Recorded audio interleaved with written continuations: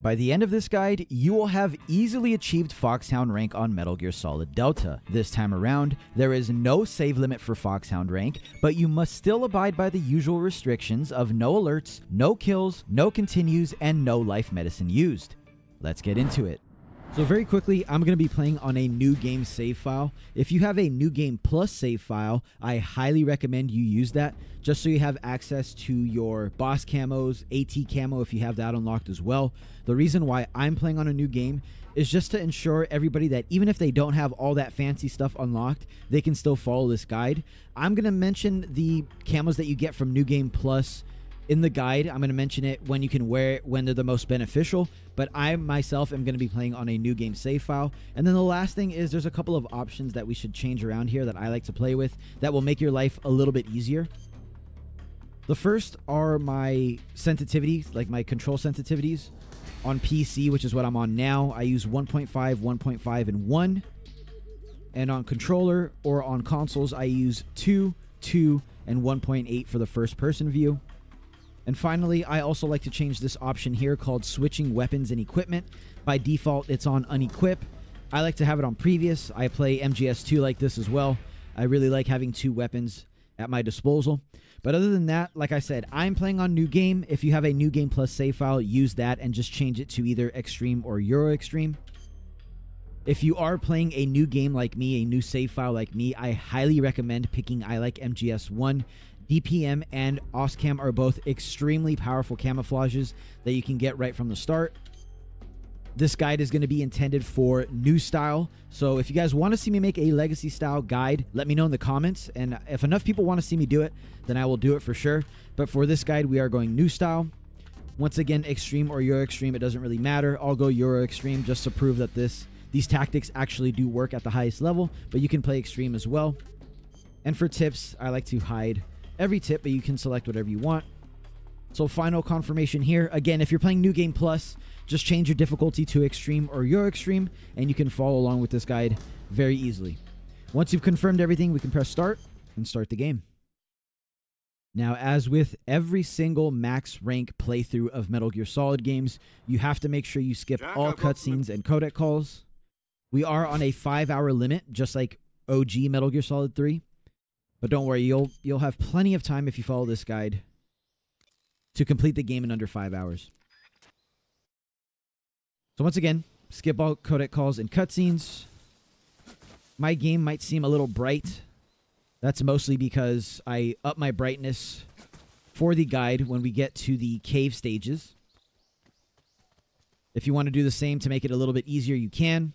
Once you've climbed the tree, just walk forward 3 steps and then you can hang and pick up your backpack. Another thing that I do want to mention while we're waiting for these cutscenes to roll out is I got asked a ton in my other guides if pausing the game stops the in-game timer. And for Delta, I have tested it and it absolutely does. So I'll show you just in 1 second here. Once these codec calls are done, I'll show you just how it works. There's sort of 2 different pause screens in this game, and only one of them stops the time. So that pause screen that you just saw there, this one here, if you press escape on PC or the options button on consoles, this one here that has options, photo mode, records and titles, etc., this one stops your in-game timer. So if you have me on a second screen and you're following along with the guide, you can use this pause menu, watch what I do in each individual stage, and then unpause your game and you don't have to worry that time has been ticking. Now this pause menu here, your survival viewer, does not stop the timer. I tested this. Only the pause menu stops your timer. So if you're fidgeting around here, just keep in mind that the time is ticking in the back. So just to clarify, once again, this pause menu does stop the in-game timer. And then we can get started. Once you have your pack, you can continue forward normally to the Swampland map. And as you just saw me do there, rolling gives you a little bit of a speed boost. I know some people hate it, so I'm not going to do it too much in this playthrough, but there are moments when you want to use it, and I'll let you know when. I like to go right of this crocodile here and aim for a right here or so you can roll straight through to the Gakko, and then watch this crocodile's tail. And from around here, you can roll to avoid rolling in the mud too long or walking in the mud too long.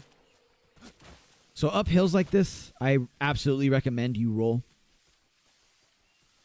And you can also save some time by rolling into the next stage. but it's not necessary. If it is necessary, I will let you know the stages where rolling or roll spamming is necessary. We're in the first map that has our first set of enemies.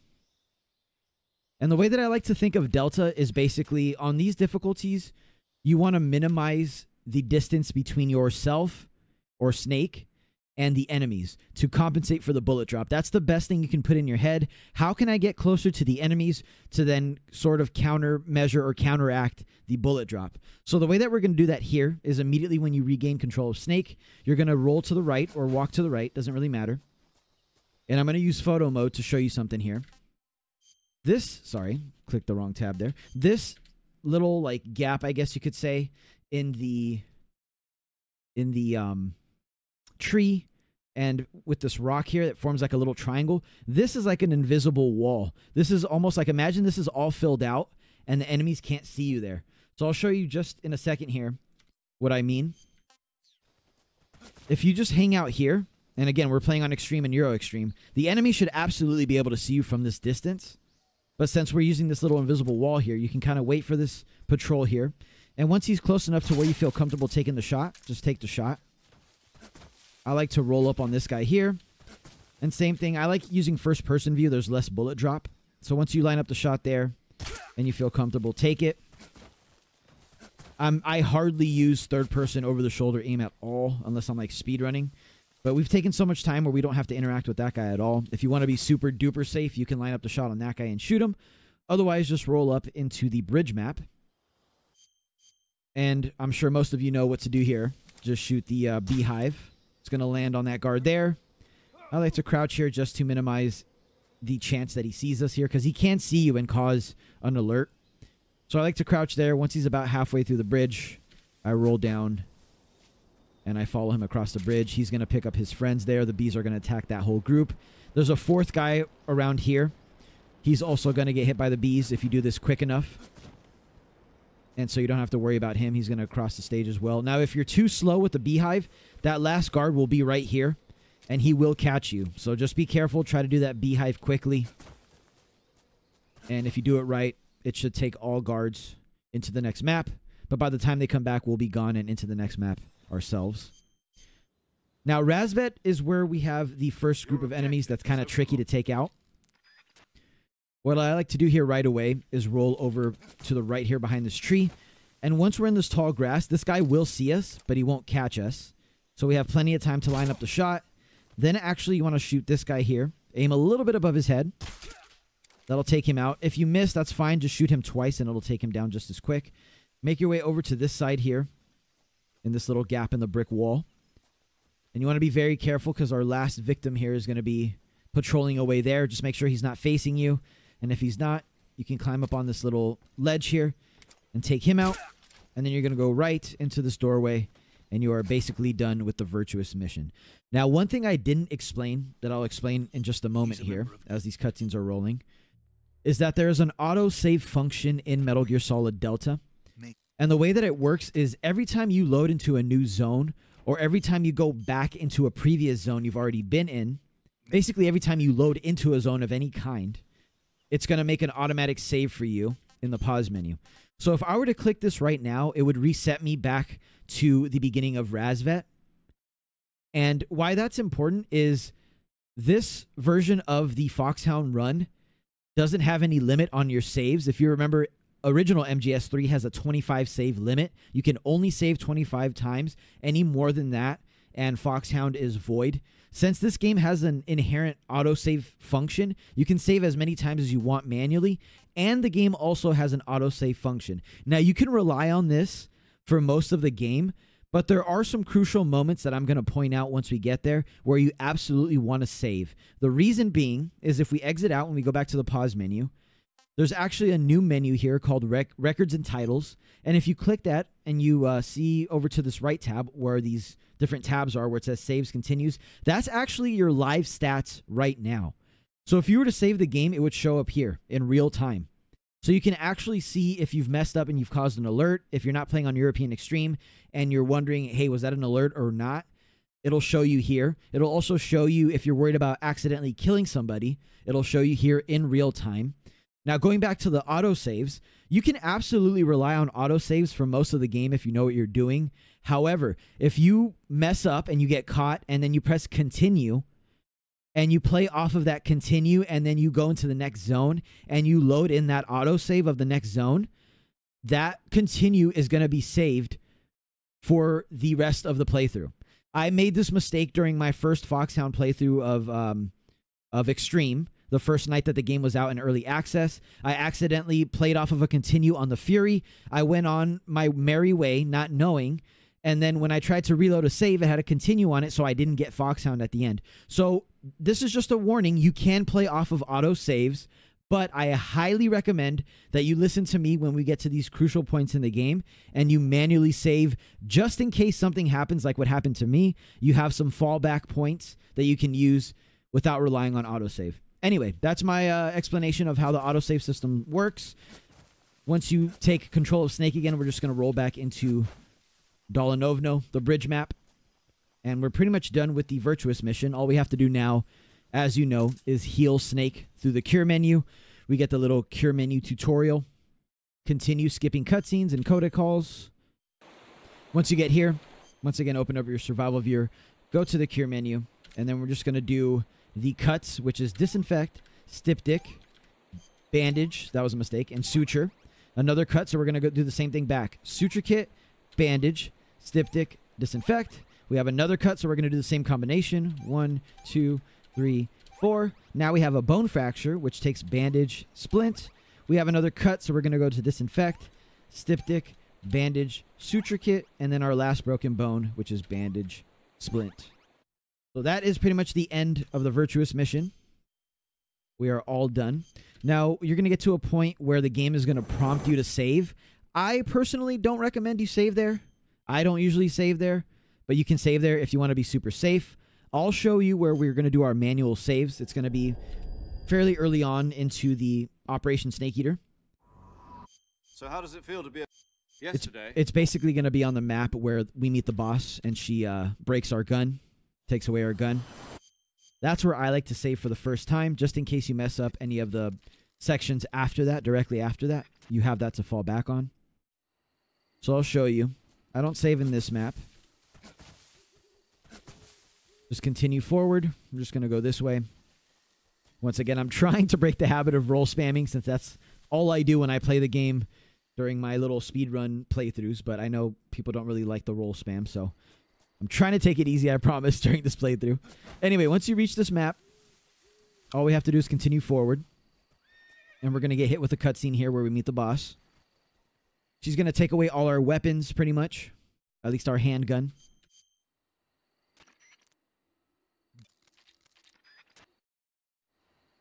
Once you're here, this is where I like to save. I'm just going to use one of my old saves here. I can save over it. I would absolutely stagger your saves, by the way. I wouldn't save over your last save. And then here, I recommend you reload because this does take some strict timing. So you want to reload here. And then immediately once we load in, this is one of the few moments in this game where you have to roll spam. And then once you get to this tree here, I'll photo mode it so you guys can see. This tree right here, we're just going to crouch walk once you get there. So once you get to this tree, once again, don't roll anymore. No more rolling. You want to just crouch down, so you're crouch walking, and then we're going to continue over to the right over here. So I'll show you guys in real time what it looks like. I'm going to crouch, and then I'm just going to chill over here.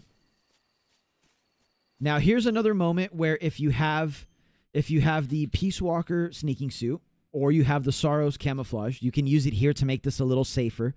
But I'm going to show you that you can still do it whether you have those things or not. So basically what we're going to do is we're going to sneak up on this guy and CQC him.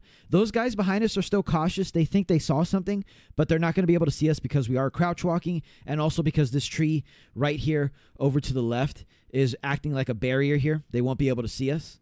So just keep that in mind. If you're sketched out that there's enemies behind us, don't worry, they can't see us, I promise you. So I'm going to unpause the game, and then I'm going to show you that I can just run up to this guy and CQC him before he spots me. And then from here, we're just going to crouch walk till we get around this corner here. And then we can stand up and walk normally or run normally. And we're going to continue on to Dolnovno for the second time, which is the bridge map. Now, once we're here, we're going to have another one of those little tricky invisible spots. You want to just run up here. And now right here is another one of those spots, as I just mentioned. This acts like a sort of like an invisibility shield here. So all of this is actually solid. We can just hang out here where we are. And it will allow us to just scope out this guy. Now, what we're doing is we're going to wait till he turns around twice. So he's going to turn around once and face us. And then he's going to continue turning around, as you see right now. And once he does, you can immediately roll down, run up to him, and CQC him. Now, once again, if you have the Saros camouflage, or if you have the Peace Walker sneaking suit from the bonus DLC pack, you can use that. If you're sketched out and you don't believe that you can actually run up to these guys, you can silence your footsteps and make this easier. But as you just saw, it works even without that camouflage. Then we're going to run over to this guy and do the same thing. CQC him.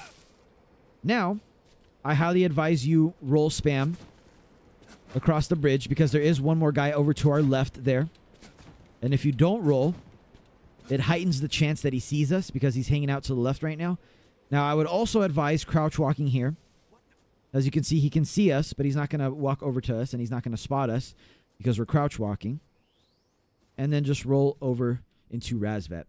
So once again, I highly advise that you do roll across the bridge just to make that timing a little bit easier. Otherwise, you have to be careful. That guy might spot you. Once we're in Razvet, we don't have to worry about any enemies. We have it to ourselves for the time being. So we're going to take this opportunity to pick up a few things. We're going to pick up our trusty cardboard box A, which is found on top of these crates, just like it is in the original game. Just going to use the action button to climb up. Then you're going to drop down. You're going to enter the room where we found Sokolov right here. And you're going to make a sharp left into this locker. You're going to open it with the action button, and you're going to pick up the thermal goggles. Those will help us a little bit during the fear and also during the end if we lose track of where he is. Once you have both of those things, you can walk back through the door we just came through, and it will progress the game. Now, I'm going to skip these cutscenes. The game's going to prompt you to save again, but I highly recommend you do not save there, and I'm going to tell you why in just a second. So you're going to skip this codec call, and then I think the game's... Yeah, exactly. It's going to prompt you to save. Click no, just because I'm going to make your life easier, I promise. You're going to skip this cutscene, and once we spawn in as Snake after this cutscene, you immediately want to open your survival viewer, and you want to go into your backpack, and we want to set up our backpack exactly how we want it, and then we're going to save. The reason why is because if we save before this or we rely on autosave, it's not going to save our equipment the way that we set it up here in a second. So the way to set it up is we unequip the knife, we equip both our handguns, unequip the easy gun immediately. That's going to void you from Foxhound rank if you accidentally use it, so make sure you unequip it. And then lastly, you want to unequip the directional mic. Then at the top, you want to go to the item tab, press up once, and then undo the compass. You don't want that. Equip your cardboard box, and then equip your thermal goggles, and then we're all done. Now we're going to exit out, and we're immediately going to save manually. Don't save over your last save. Just use a new save file. I'm going to use this one here. And again, the reason why we do that is so our equipment is all set up for us. Now, we want to reload from our manual save in Razvet.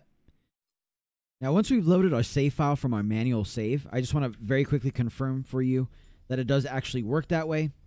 You have your weapons inventory configured exactly how we had it before we saved, and that is the reason why if you mess up at any point during this Ocelot unit encounter, it is a much better idea to reload from that manual save that we made after configuring our bag over the autosave, so you don't have to waste time every single time reconfiguring your bag. Anyway, I just wanted to show you that. The way that we're going to do this is we're very quickly going to walk over this way and then back to the vent, use the action button to open it. We're going to be facing a wall when we crawl in there. We want to very quickly change our view to the right here. There's going to be a guard walking by. We're just going to shoot him anywhere. It doesn't matter where. After you shoot him, crawl over to the left a little bit so you can get the angle on this guy. Once again, it doesn't matter where you shoot him. It doesn't have to be the head. Then we're going to crawl over to this vent that's almost 180 degrees behind us. We're going to shoot right through it to that tree. And then we're going to crawl over to the right while facing forward until we can make this guy out way in the distance. We're going to shoot him once. And then we're going to crawl toward that tree that we shot over here to the right. We're going to get our stun grenades ready. And once you see a bunch of these guys congregating here, you can throw the stun grenade right about there. Turn to either side so you don't get blinded. And that should knock out all of them, or at least a majority of them. Be very careful crawling out here and check your surroundings to make sure they're all knocked out. And then the other thing is you want to press up against this wall. The reason being, we have one more enemy up here. He could either be up here to the left where he is on my screen, or it could be over to the right over there by those support beams. So just make sure you're up against the wall and you scope him out before you move. Once you do, get the headshot on him on either side, whichever side he's on. And then we're going to go over to these vents here. You're going to hug the right side here. Make a sharp turn, 2 sharp turns. Make sure you're hugging the staircase here. And then you're going to turn to your left, and you're going to see a guy right here. Get the headshot on him there. There's going to be a guy around this corner here. I just want to show you. He's going to see that you shot that guy. He's going to hide behind the tree. And then he's going to reset his position. Now, the way that we're going to take him out is we're going to tuck ourselves into this little corner here.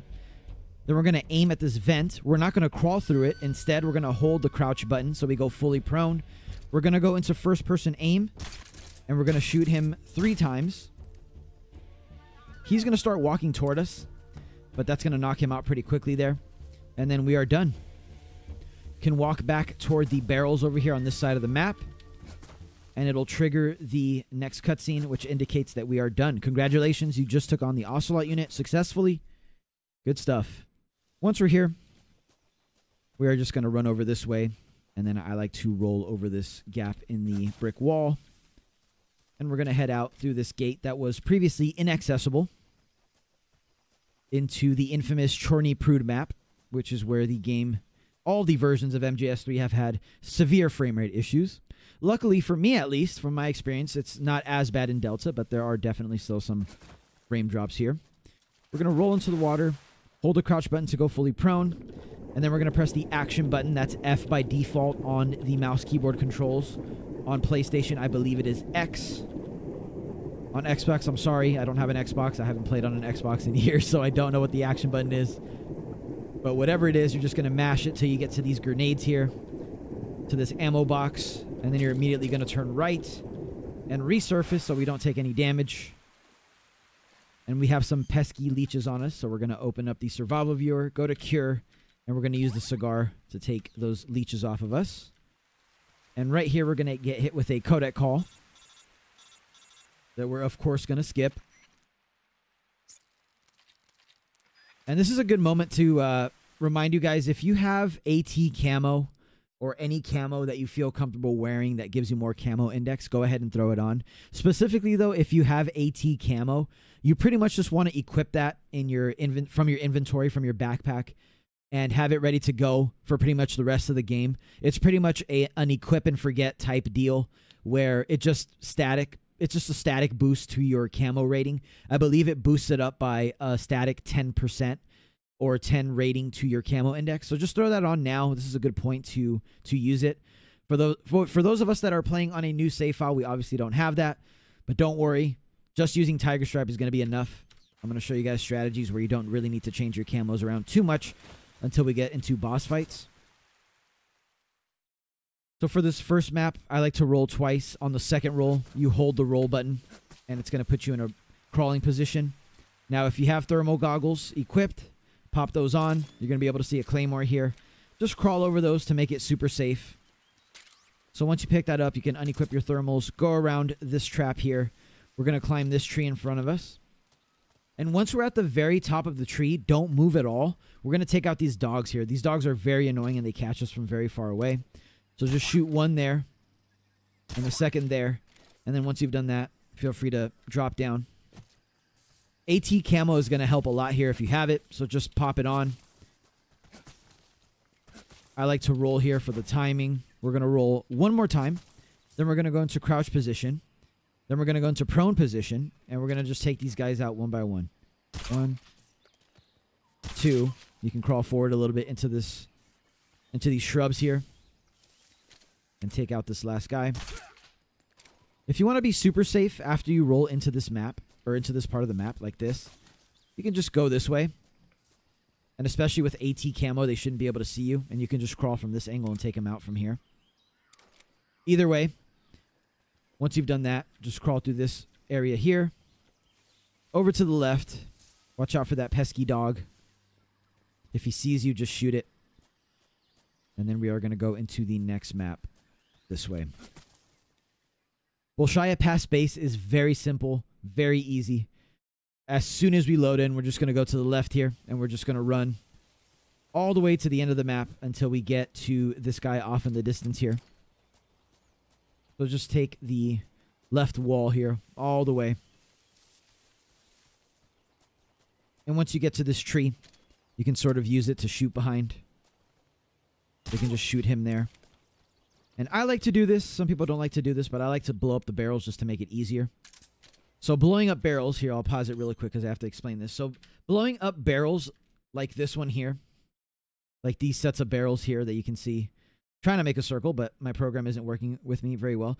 So this right here, these barrels here, and we also have some off into the distance here. These type of barrels are explosive barrels, and the way that it works in Delta is the same way that it worked in the original version of Metal Gear Solid 3. You can blow these up with your lethal weapons, and if there's any guards near them, it will not count as a kill. So it's an easy way to eliminate guards without worrying that you killed them. So I can show you, I can prove it to you here, that it in fact does not kill them. Let me exit photo mode. And then I have my lethal weapon equipped already. So we can go 1, that killed that guy. 2, that killed that guy. But if we could check our records and titles, as you can see, humans killed 0 people. And those guys clearly got hit in the blast, got caught in the blast. So they're definitely dead. But barrels do not count as kills. Now, the next thing, I'm going to pause the game again because it's kind of loud when they call into HQ. The next thing is I'm going to start referring to either Oscam, the Peace Walker battle dress, the big bulky one that you used to wear in Peace Walker to fight the bosses, or the MGS-3 sneaking suit. So not the Peace Walker one, but the MGS-3 sneaking suit that reduces damage. That's what I'm going to refer to when I refer to the boss camouflage. So going forward, when I say put on your boss camouflage, I'm referring to Oscam, the MGS-3 sneaking suit, or the Peace Walker battle dress. And the reason why I'm telling you to put those on now is because we are fighting Ocelot in just a second here. And it's crucial that you minimize the amount of damage that you take from Ocelot, because after Ocelot, as you know, is the pain. And the pain is an actual pain, no pun intended, this time around. So for the sake of the video, just to show you that you can do this with just Oscam, I'm going to throw Oscam on. But again, if you have some of these other camouflages, some of the New Game Plus camouflages, or some of the DLC camouflage like this one here, you can throw that on, and that offers you much better protection, and it also boosts your natural life recovery rate. So this is probably the best one to use if you have it. I'm going to use Oscam just to prove that you can do it with just Oscam. But anyway, that's what I'm going to refer to as boss camouflage going forward. Once you confirm that, you can take your suppressor off of your Hush Puppy, your Mark 22, and then roll into the next map. Now, the Ocelot boss fight itself is all about shooting Ocelot, but prioritizing not getting hit by Ocelot. So the way that we're going to do that is by using this rock here as our cover.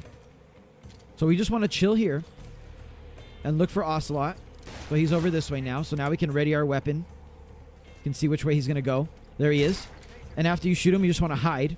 Now, if you have stun grenades, you can use one here. Make sure you turn around so you don't get stunned. And then switch back to your Mark 22. That's going to hit him. Keep him in place. You can shoot him and then immediately duck again. I got hit there. Unfortunate, but that's how it is. Try to get some shots off on him. There he is. Got shot again. Like I said, you just want to minimize the amount of times you get shot. For these mini cutscenes, for that mini cutscene that you just saw there, you can press escape or the options button, the pause button on the console controllers, and it'll actually skip them, and that gives you an opportunity to shoot at Ocelot. It also comes into play with the pain. I'll explain it once we get there. But make sure you skip that little mini cutscene because you get a free shot, as I'm about to show you. Right there, see? I can shoot him right there. I missed, but I could have shot him there. Make sure you go undercover. There's ammo boxes here, by the way, if you need some more ammo. Shoot him, go undercover. Shoot him, then go undercover immediately. He has one more round left. I'm going to shoot him, Hide. He's going to go reload in just a second after this next shot.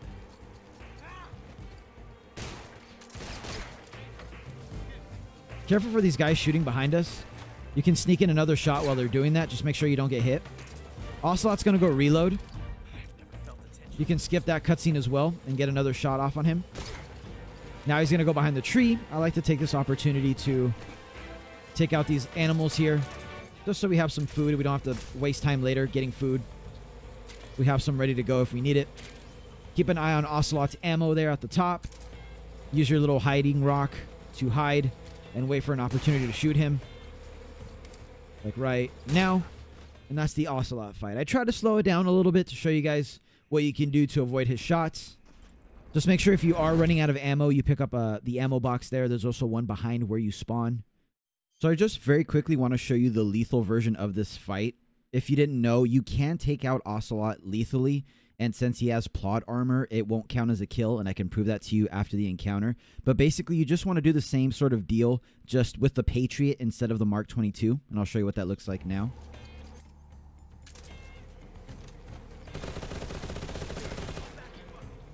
Be careful for those guys behind you. We're still going to use our same rock here to avoid damage.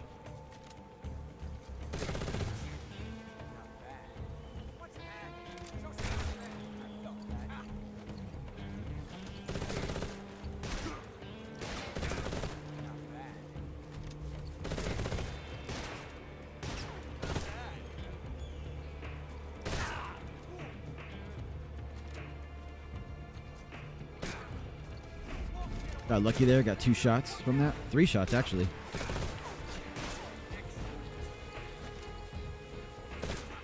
And there you go. So that's basically the fight with the Patriot. As you can see, it's a little bit easier and a little bit faster due to us having infinite ammo and not having to reload. So the only thing is, first of all, you can only really do that in New Game Plus when you already have the Patriot. And second of all, even if you're on New Game Plus, if you don't have Animals camo, I still highly recommend taking him out non-lethally, because Animals camo later on in the game is just way too good to pass up. But anyway, just wanted to show you the alternate, faster New Game Plus way. And very quickly here, I want to prove to you that it did not count as a kill. Humans killed 0 people. Again, he has plot armor, so it does not count as a kill. And Animals camo is an incredible camo for the mountaintop area, and it's also really good to use when you don't have anything to eat and you're running low on stamina, but you need to aim and be accurate. It actually stops your shaky hands. By the way, Animals camouflage spawns right here on this rock. It's right next to you when you drop in from this hole. It will be waiting for you on this rock once you get it, if you don't already have it. Now, here's a little trick that I recommend if you've taken too much damage from Ocelot. And by the way, I should have mentioned this earlier, but if you're under half health, absolutely reset your Ocelot fight. Save manually there and then reset your Ocelot fight if you need to. Because if you're under half health, fighting the pain is going to be, again, a pain. But what you can do is actually throw on DPM. This camouflage right here. And what it does, if you read it, it says it doubles your natural life recovery rate. So while it's absolute garbage in here because it's more of a foresty camouflage, its bonus effect makes it incredible right now. So throw that on, and you also want to go to your food and eat either one of these things that we got from the Ocelot fight. There's also a snake coming up that you could take out and eat if you didn't get any of these. And combined with max stamina, DPM is going to give us a ton of health back. So if you did take more shots than you wanted to during the Ocelot fight, if you do both of these things, throw on DPM and also eat there to max out your stamina, you'll see your life just go crazy here in terms of recovery. So here's a snake you can take out if you don't have any food. Very simply, just shoot it there with your lethal gun. Turn it into food and then pick it up. And you can already see our health there ticking. DPM camo is amazing. That's why I highly suggest if you're playing Extreme from a new save file, you pick I Like MGS1 because it gives you OSCAM and it also gives you DPM. And OSCAM was the camo that I used to minimize my damage there against Ocelot. So 2 really good camos right off the bat. Once we get here, this leads us to the next map. And now this is very important. As soon as you spawn into the next map, do not continue to the pain. You want to turn right over here. And if you know your MGS3, you know what we're heading toward. And that is the M37 shotgun, which is right here. Usually, as most of you know, we don't use this in MGS3 most of the time, in the original MGS3. But the Pain is an absolute monster in this game. And the shotgun helps us take off his B armor without having to rely on our grenades. So it's yet an extra added layer of sort of insurance to use against him. Once you're out of smoke grenades, those are like gold in this fight because they're so good against him. So before you head into there, you want to equip the shotgun and your smoke grenades that I just mentioned. Equip your regular grenades as well. And then switch to your boss camouflage. So again, that could be Oscam, that could be the Peace Walker battle dress, or that could be the MGS3 sneaking suit.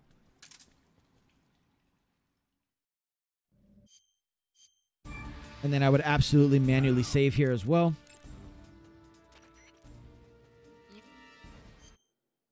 Stagger your saves. Don't save over your last saves. Good luck.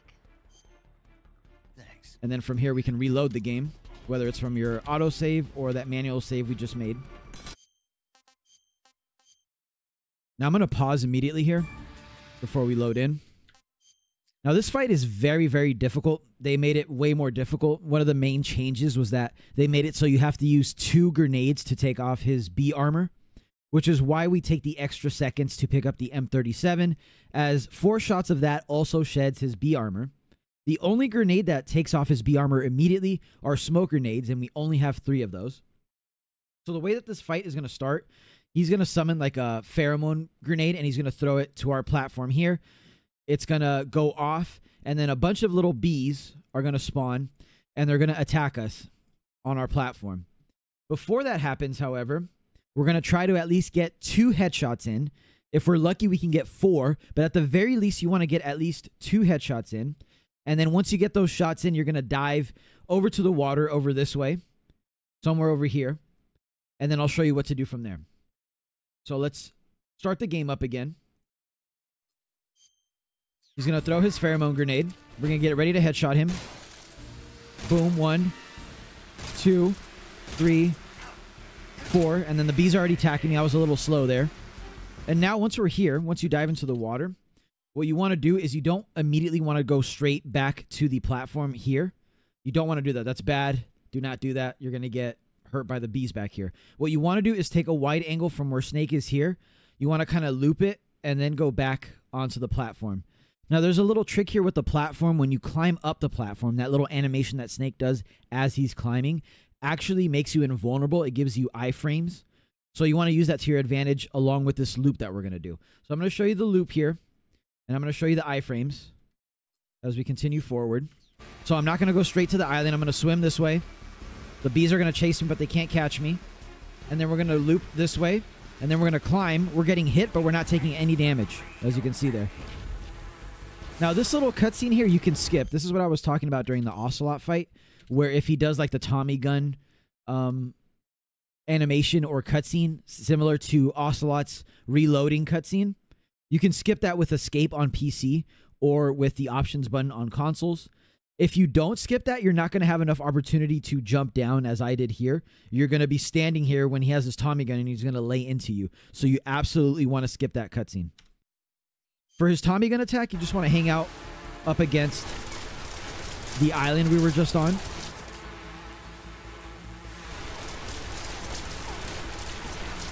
Watch out for the bees. Again, take a wide angle. And then you can climb back on top and get those iframes. Once we're finally back on this island, we're going to equip the shotgun and shoot him 4 times. Make sure you tactical reload if you know how to do that. And then you're going to switch to... Oh, he does this attack. This attack is pretty annoying. You basically just want to leave at this point.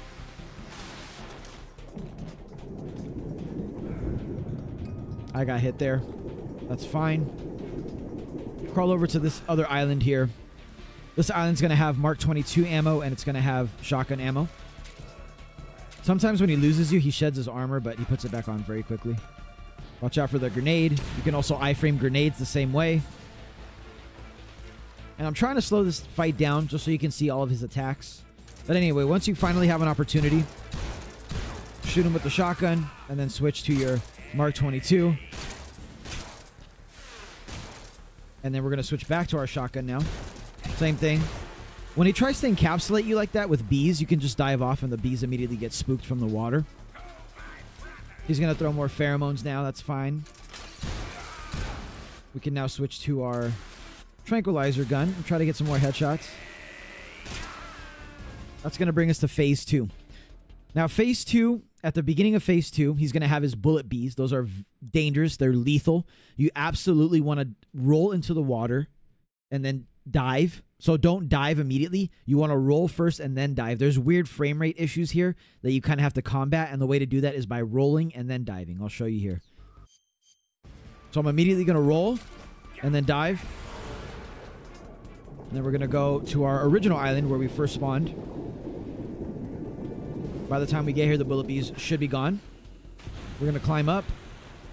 And we're going to continue doing what we were doing with our shotgun. Well, he's going to use the Tommy gun now, so now we have to wait. Another thing I should mention, there's a little trick you can do here that's kind of advanced, but you see how he just took off his armor there? This is a perfect example, actually. So he has his armor off while he's shooting his Tommy gun because he's not worried about you.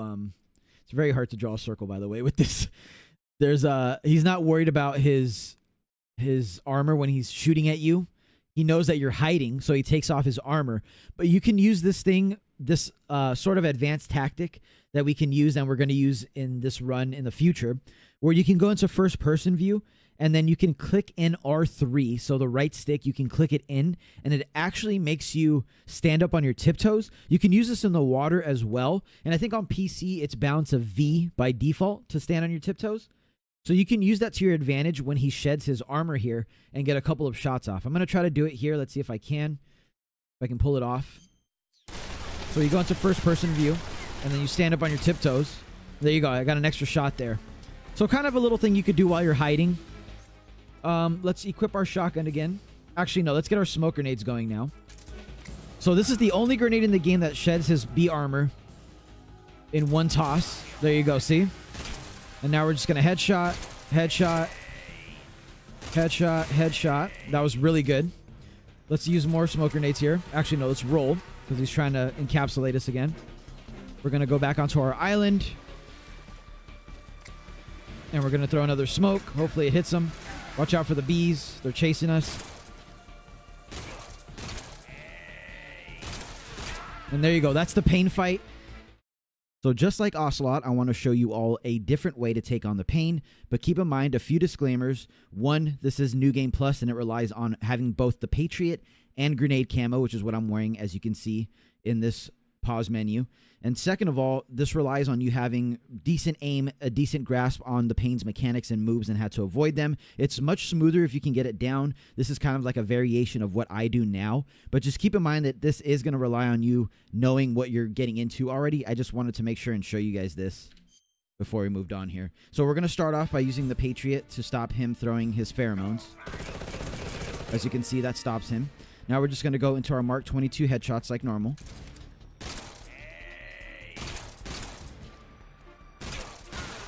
Now we're going to switch to our smoke grenades, which you can see we have infinite of because of grenade camo.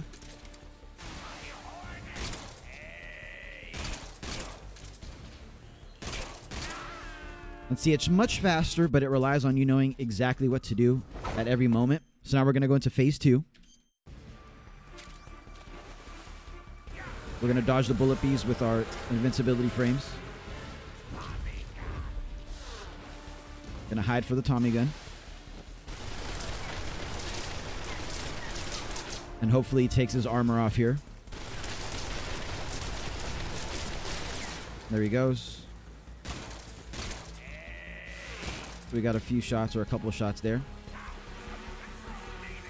Gonna go back to our smoke grenades now. We dodged it, so we're gonna throw another one.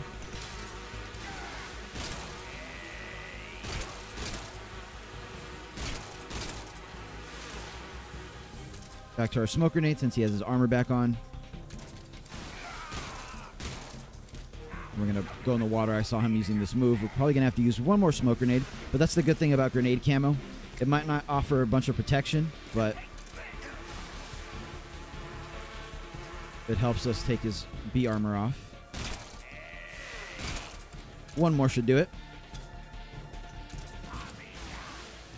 And there we go. So as you can see, if you can get it down that way, it is much faster. However, you're risking taking more damage if you're not quick enough, if you're not quick with your headshots and your tactical reloading. So if you want to play it super safe, just go with the first method. I just thought I'd show you kind of what I do now at this point that I kind of have this fight down, quote unquote. So I would go with the first one if I were you, but if you're confident in your abilities not to take damage, then go ahead and go with the second one. But trust me, this took me ages to get down. This took me so long to get this fight down. If you go back to my VOD of night 1 of early access, I spent so much time here.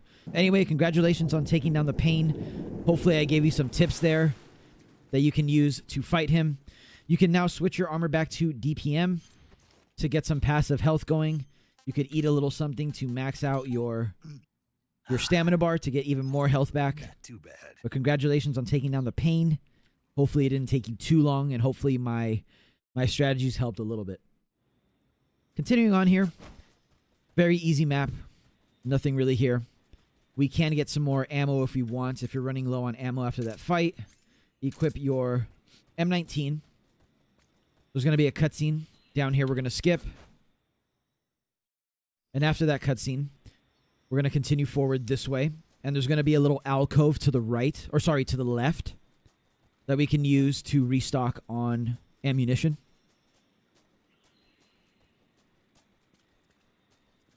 So right here to the left is a little cave or alcove. You can shoot these if you're worried about tripping them on accident. You could have also used the left wall here and just ran around that. Now we're fully restocked. You can also equip your suppressor again. We're going to use it pretty soon. There's some animals here if you need to restock on stamina. Some snakes, some rats. Rats are actually decent stamina recovery.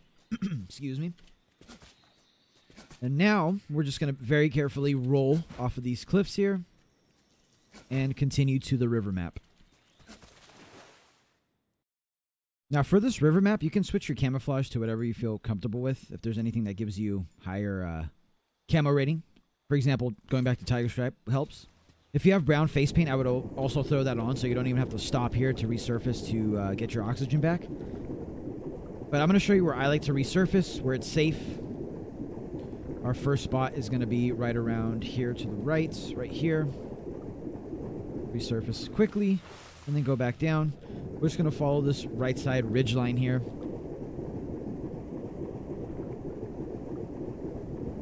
And we're going to resurface here once we get to these branches. And then go back down. We're going to wait for the searchlight to disappear. And then once it does, we can continue forward onto the dock map with the end. Now, before you go in there, make sure that you have your suppressor on for your Mark 22. And then roll in there. What we're going to do here is we're going to blow up some barrels. As mentioned earlier, barrels do not count as kills. We're going to take out this first guy non-lethally with a headshot, hopefully. Right here. Aim a little bit above his head. There you go. Then quickly switch over to your lethal handgun and shoot the barrel here. And these barrels here. And that should do a little bit of damage to the end. That'll take out all of the guards. And they didn't even get a chance to call in reinforcements. So now we have the stage to ourselves. We can restock here if we need to.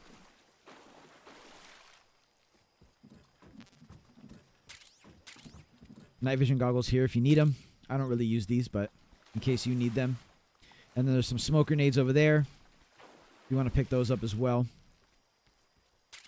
And then continue forward to the warehouse map. So as we load into the warehouse here, I just want to very quickly remind you all that you can check your saves, your continues, your alert phases, and your humans killed in the records and titles menu in the pause menu. Once again, the timer is not running while you're checking this pause menu. And you want to make a habit of doing this every couple or few stages or so you don't make the same mistake that I did and continue playing the game without knowing that you had to continue like 3 stages back. Just make a habit of checking this every now and then. Anyway, now for the warehouse map, we're going to roll up the steps. We're going to equip our Mark 22. We're going to tuck ourselves into this corner here. Check our bottom left for this guy. Go into first person and take him out. We're then going to very quickly roll. Go into crouch walking. And then press up against this crate here. Make sure this guy's rounded the corner. And now we're very quickly going to CQC him. If you have any sort of camo like the Saros camo or the Peace Walker sneaking suit that sounds your footsteps. You can use that here to do this a little easier if you're worried about sneaking up on this guy before he sees you. Anyway, take him out, and then we're going to continue forward to these crates here. Very quickly, we're going to turn around, go into first-person view, and headshot this guy. And then we're going to make ourselves over to these crates here. And now we're going to aim. Do you see where there's like a little square? I'll try to draw this for you guys. A little square here that's formed by the railing, or like a rectangle there. You're going to aim in first-person view right there. And that's going to be a barrel that's going to blow this guy up that's patrolling. He's going to get blown up by that barrel. So I'm going to unpause here. I'm going to show you guys exactly what I mean. So you want to shoot, obviously, with your lethal pistol right into that square. And that last guy's going to get blown up. And then we are completely free to roam this stage. So what you can do here, if you're worried about suppressors, which you probably should be, you can go up to the second level here. Go to this corner. And then turn around. And then we're going to roll off of this corner here. And we're going to land right where the suppressor is. There you go. So now you have an extra suppressor for your Mark 22. You can also stock up on some goodies in here. Mousetrap, which we don't really need. And from here, we're just going to continue all the way up into the next map.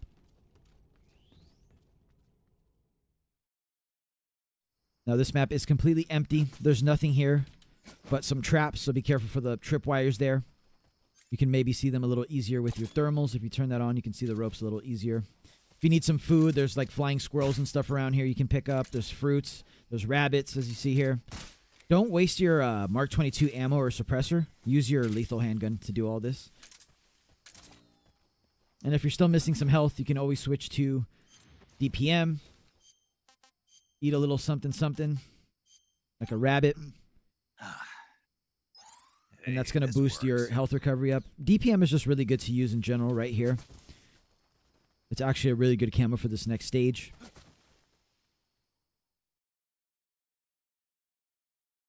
And once we're in the next stage, we're just going to hug the left side here. Crouch walk through this. So we're pretty much in this tall grass here. And from here, we're just going to very easily take this guy out. If you miss, doesn't matter. He won't be able to see you in this tall grass. Don't worry about taking out the dog. Just make your way over to this side of the map. And then we're going to crawl under this gap in the fence here. Very quickly get up. And then we're going to crawl under this crawl space here, leading into the interior walls of Granini Gorky's lab.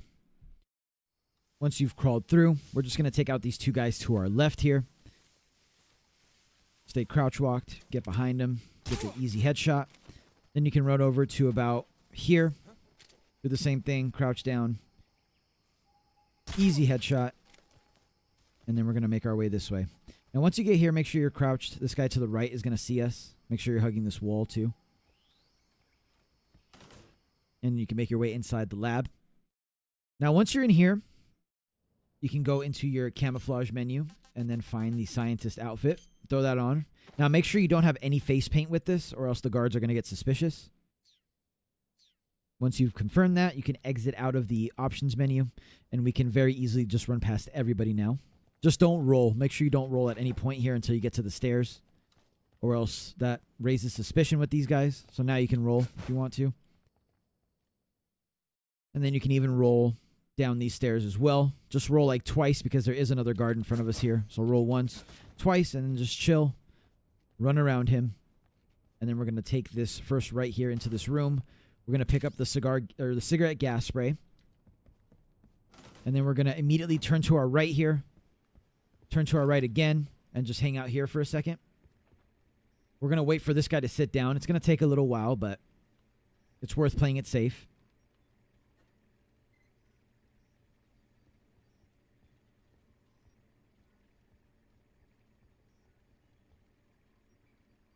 There we go. Now we can very easily run past everybody here, including this guard. And into Grandin's office. Now what we're going to do here is once you regain control of Snake, you're going to do 3 punch-punch-kick combos back-to-back. The reason we're doing that is because it gives us the right timing we need for the next room. There's going to be a guard to your left and a scientist straight ahead. The guard is irrelevant. He's not going to catch us because we have our scientist outfit on.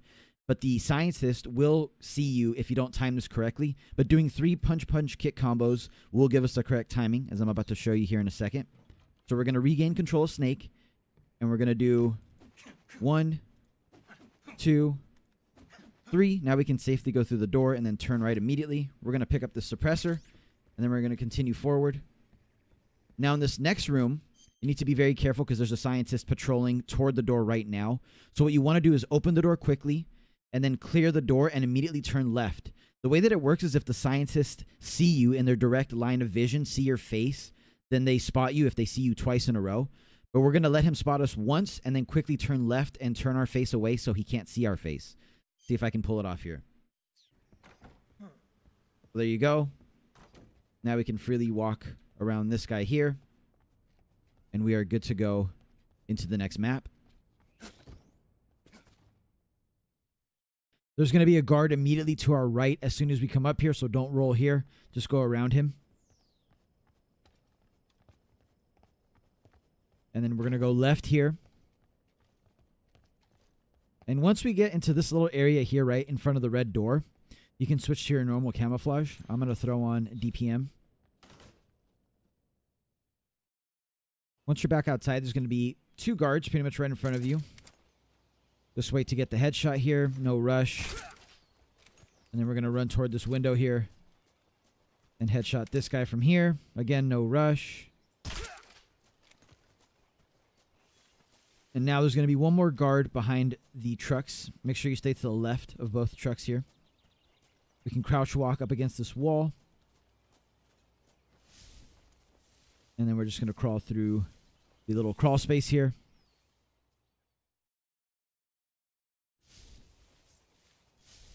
Once we're in the outside walls, we're just going to run up against this little side of the wall here. Make sure these guys don't see us over there. The dog and the other guard. Keep in mind that I'm wearing DPM, which is really good camouflage for this area. If you have AT camo, it's even better. But as long as you just crouch walk throughout this entire area, you should be fine. No one should see you. If you're wearing DPM, of course. Or even Tiger Stripe should work as well. Actually, Tiger Stripe isn't that good, so DPM is definitely the play for this area.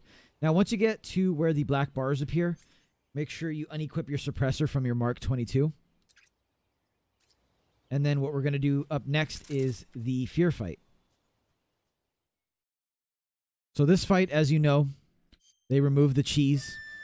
So the first thing I like to do is swing my camera behind Snake and then go into your survival viewer, and we're going to cure his venom poisoning with the serum here.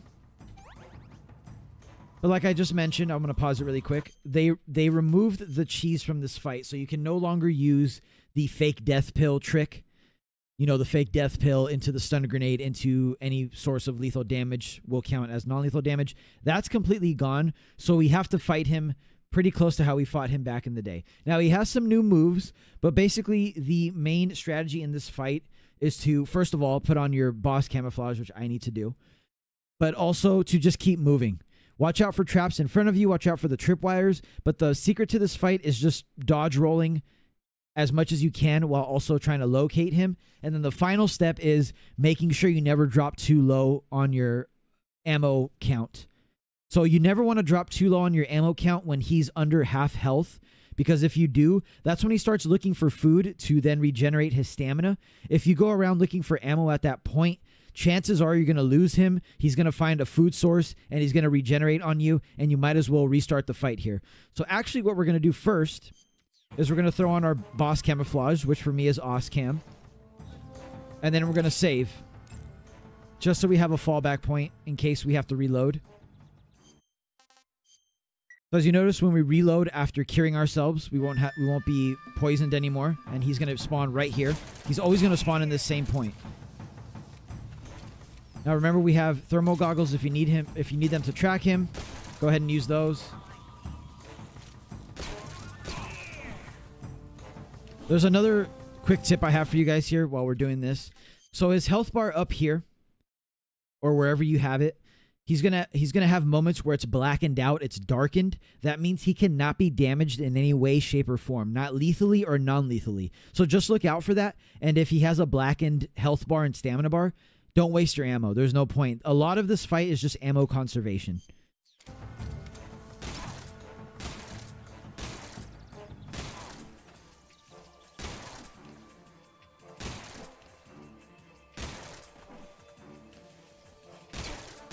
Once I get to around 5 ammunition, I like to go get some ammo here. Now be careful when he says here it comes, he's using his grenade arrows. There's some more ammo up here. We're looking good. We have 19 ammo again. You can look for him again. He's right behind us here. Once he gets to half stamina, he's going to start looking for food. This is when it gets really important to track him. And if you see him here, he's going to go for that food. I'm going to throw a stun grenade to hopefully stop him. I think I did stop him there. Just make sure you shoot him when he goes after this food. Get some easy shots on him here. He's going to roll behind us or climb behind us. He's throwing up because his food was poisoned. And as he's climbing the tree, we can keep shooting him. And eventually we'll take him down here. There we go. A lot of this fight is just watching your ammo, watching his movements, making sure when he's under half stamina that you're always tracking him. Otherwise, you might lose him and then he'll recover his stamina and you'll have to basically restart the fight at that point. The other thing is I kind of messed up here and I'm kind of glad I did so I could show you guys. You kind of want to restock your ammo before the fight ends, because the ammo boxes don't respawn as you see. So now I have to do this next area with 5 ammo, which is fine. I can do it. But I highly advise you guys to watch your ammo before you end the fight. If you need to, just take a second or two to go to the ammo boxes and restock. Either way, once you're done with the fight, re-equip your suppressor. Once you're back in the warehouse, what I like to do is crouch walk to about here. Then go into first-person view and make sure you can get the angle on this guy on his head. Shoot him there. If you want to change to a more suitable camouflage, you can. You don't really need to, though. Once you're here, you want to shoot this guy. That's going to alert the other guy over there, and he's going to ask what's wrong, which is going to make him walk toward him, as you can see. And at that point, we can jump over the railing and shoot him. This guy's going to be up here alerted to us taking out all these guys here. Just wait till he goes down the stairs. And then you can wait for him over here. If he goes this way, then just go around. And then you can very easily CQC him here. And that's everybody in this building. Some variation of that will help get you through. And then I think you can get actually another suppressor here if you want to, which I highly advise, by doing the same little dive roll off here. And there you go. Yep, another Mark 22 suppressor. You can pick that up once you knock all those guys out. And then make your way through this red door that was previously locked. And up the stairs into the next stage.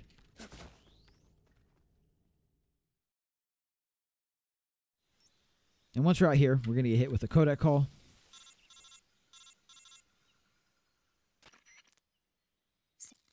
This is another area where if you have AT camo, I would just pop it on with DPM on or something. And you have crazy camouflage rating, especially when you're crouch walking or crawling. I have 85 without AT camo, as you can see here, which is kind of insane. Next, you can look for animals if you still need to stock up. I like to take out this rabbit here and keep it in my bag. My stamina's looking a little low, so I'm going to eat. Pretty tasty. And then continue forward. These next few maps are amazing for AT camo, so just make sure you have that on if you have it. If you have low ammo count like I do, I'll show you how to do this by CQCing. Otherwise, if you feel comfortable enough with your ammo count, you can just shoot everybody instead of CQCing them like I am here. So this first guy, we're just going to run up to him. If you have your sneaking suit to silence your footsteps, that's good here as well. There is one guy that I have to shoot here, unfortunately. I like to shoot him between these trees here so he can't see me. But that's pretty much the last guy that I'm going to shoot because I have 1 round, as you can see. So these next few guys, we're just going to stick here to the left and run up and CQC them. So the first guy's here. And then the second guy is over this way. You actually don't even have to mess with this guy, but I'll do it just in case. And then you could even pick these guys up for ammo. This is kind of a weird thing in this game, but even on European Extreme, you can shake enemies down and get ammo back. So we don't really need to, though. I'll show you why in just a second. This is obviously the start of the end boss fight. So congrats on making it this far. As always, first thing we're going to do is immediately save.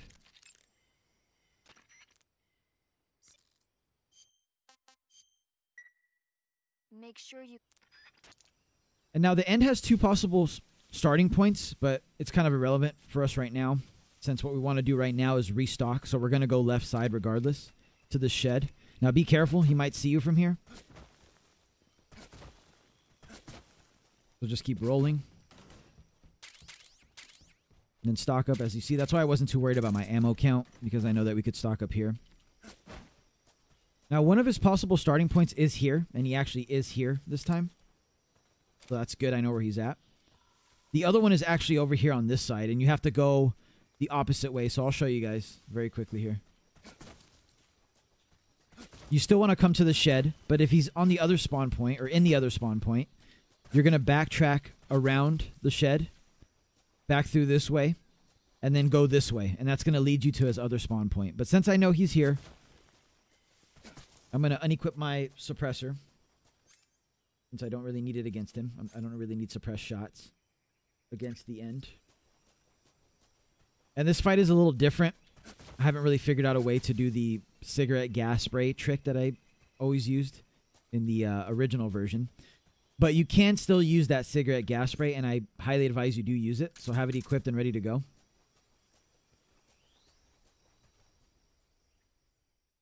And if you haven't figured it out by now, the grenade silencing, footstep silencing trick does not work either.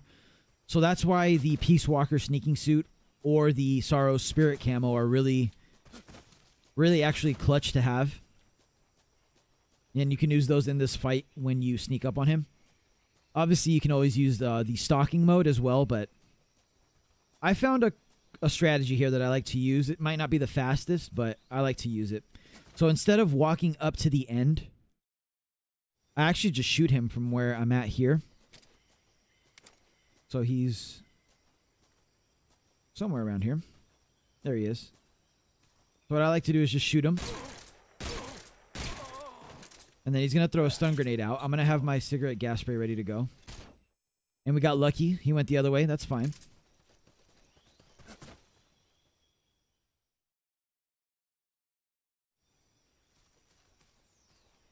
So there he is over there now. Now this time I know for sure he's going to run over to the right when I shoot him 3 times. So I'm just going to position myself over there. And once his health bar comes back and is white again, that means I can cigarette gas spray him, see? As I just did there. He's going to keep running this way. And then now he could go to one of many places. So this is when you want to equip your thermal goggles. And you're going to look at the floor here. Now be careful. He could be right around the corner here. Doesn't look like he is for me. So we're just going to keep following the footsteps. Again, if you have AT camo, make sure you're using it here with either Moss camo or DPM. And it's looking like he's over this way somewhere. Probably up in this ridgeline somewhere. Is that him? That looks like him. Yep, that's him. So we're going to use these trees to make sure he doesn't shoot us. Although I don't think he's seen us yet. He'll probably see us here. So I'm going to... Actually, we can probably sneak up a little bit more. Yeah, he saw us, but he didn't get the angle. You're making this too easy. He's going to run away, but I'm going to try to hit him there. This is why I like using the pistol during this fight. Now we're just going to continue forward. And your fight is going to be drastically different probably than mine.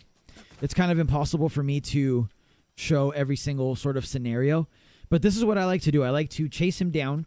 Once I reach the stage that he's at, You can use your thermal goggles to check. It looked like he turned right here. So I can use my thermal goggles to check and make sure I have my pistol equipped. And it does look like he turned here. So be very careful. And then once he's here, I just like to headshot him. And then we're going to wait for him with the cigarette gas spray over here. Oh, he's going that way. So now we can switch back to our gun. Hopefully you can aim better than I can. Gonna shoot him. Just chase him down so he doesn't get too far.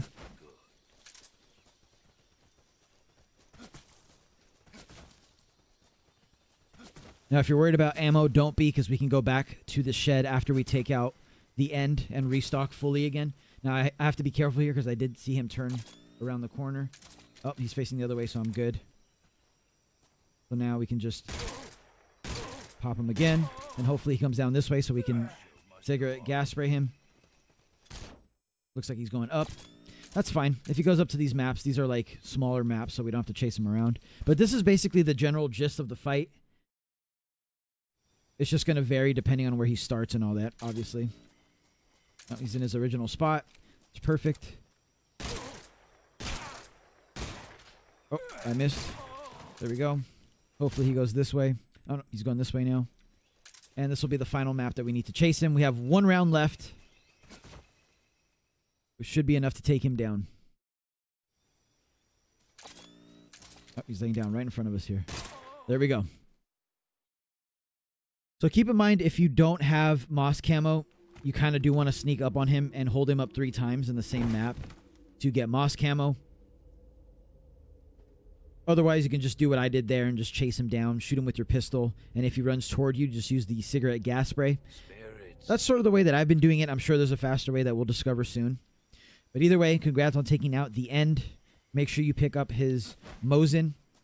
And as I mentioned, right now I have absolutely 0 ammo. So what we can do is actually run back to that shed over this way. And we can restock there.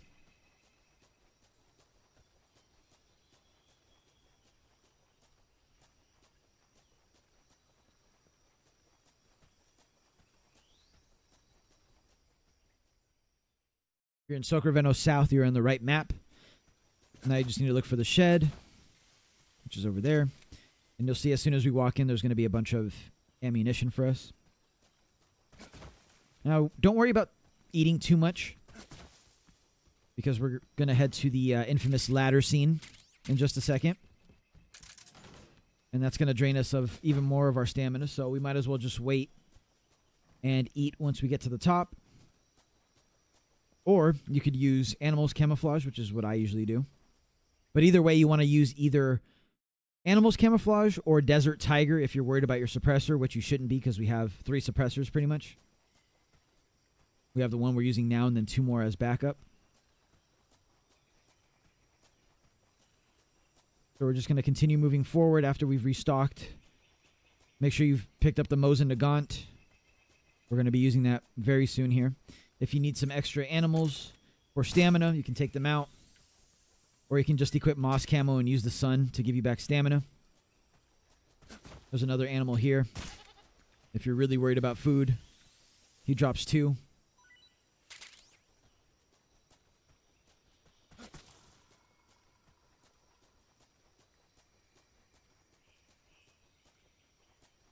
And we're just going to continue into the next map here.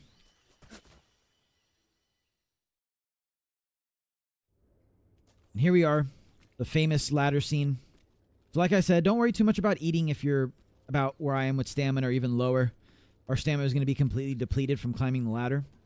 So just sit back, relax, enjoy Cynthia Harrell's new rendition of the Snake Eater theme. And I will talk to you guys in just a second.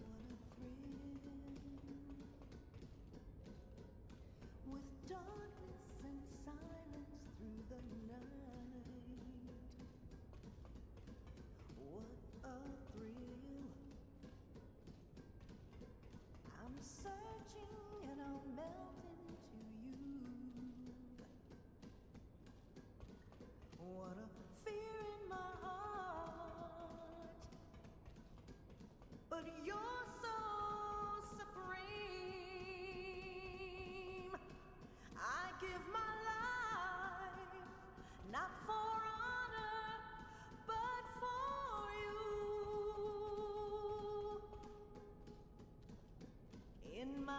time,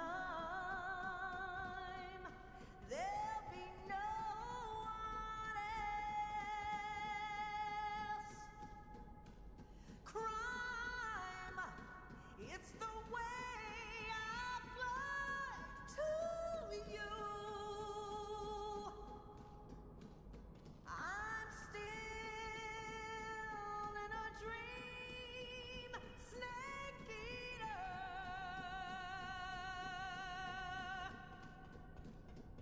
I'm still in a dream, snake eater.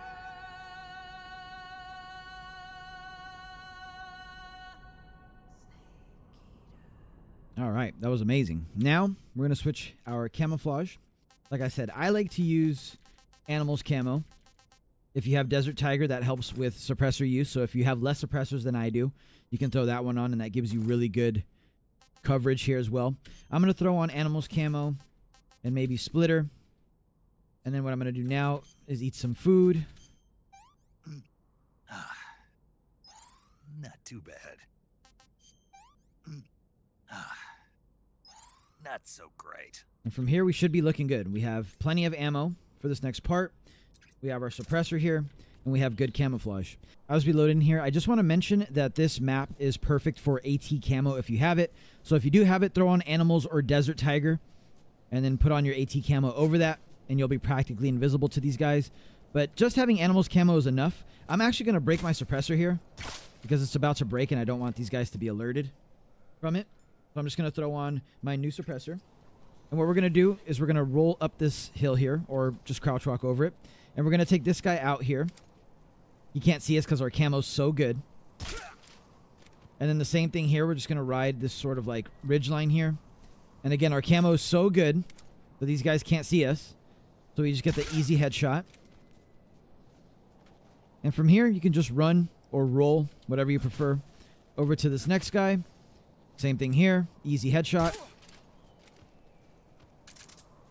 And then hopefully we can do this quick enough. If not, we could just play it safe. But you can just headshot this last guy here. And like I said, animals camo on its own is amazing. If you have AT camo, it's even better. None of these guys even were really suspicious of us until we were super close to them. So very easy map if you have animals or Desert Tiger, as well as AT camo. Now for this map, you just want to very quickly shoot this guy up top once. And then if you need ammo, you can pick some up here. I'm looking okay, so I'm not going to bother. We're then going to make our way up this ramp here to this rock, and we're going to use our first-person tiptoe trick to shoot this guy. When we're in that tiptoe trick, it makes it so we're pretty much invisible. And then once you get past these two rocks here, just turn around and shoot this guy twice. And by the time you round this corner, this guy that we shot right when we entered the stage is going to pass out, as you can see. And so we're good to go. We have one more enemy once we go up these two ramps here. So this first one and then the second one. He's going to be to our left. If you're a little too slow, he's going to be turned around. So I'm just going to check here. He's not turned around yet, so this is perfect. We want to CQC him. Just be aware that if you are a little slow doing the rest of the map, once you get up here, he may be turned around and patrolling toward you. So just wait it out. Wait till he turns around and then take him out. Now here there's going to be two guards. What you want to do is shoot this one at the bottom twice. And then the one next to him twice. And then just hang out here till they pass out.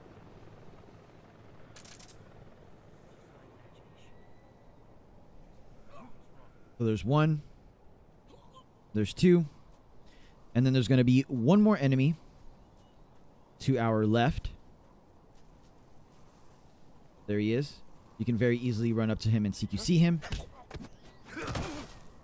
And then again, just a reminder, check, make sure you have no continues up until this point. And if you don't, we can continue forward.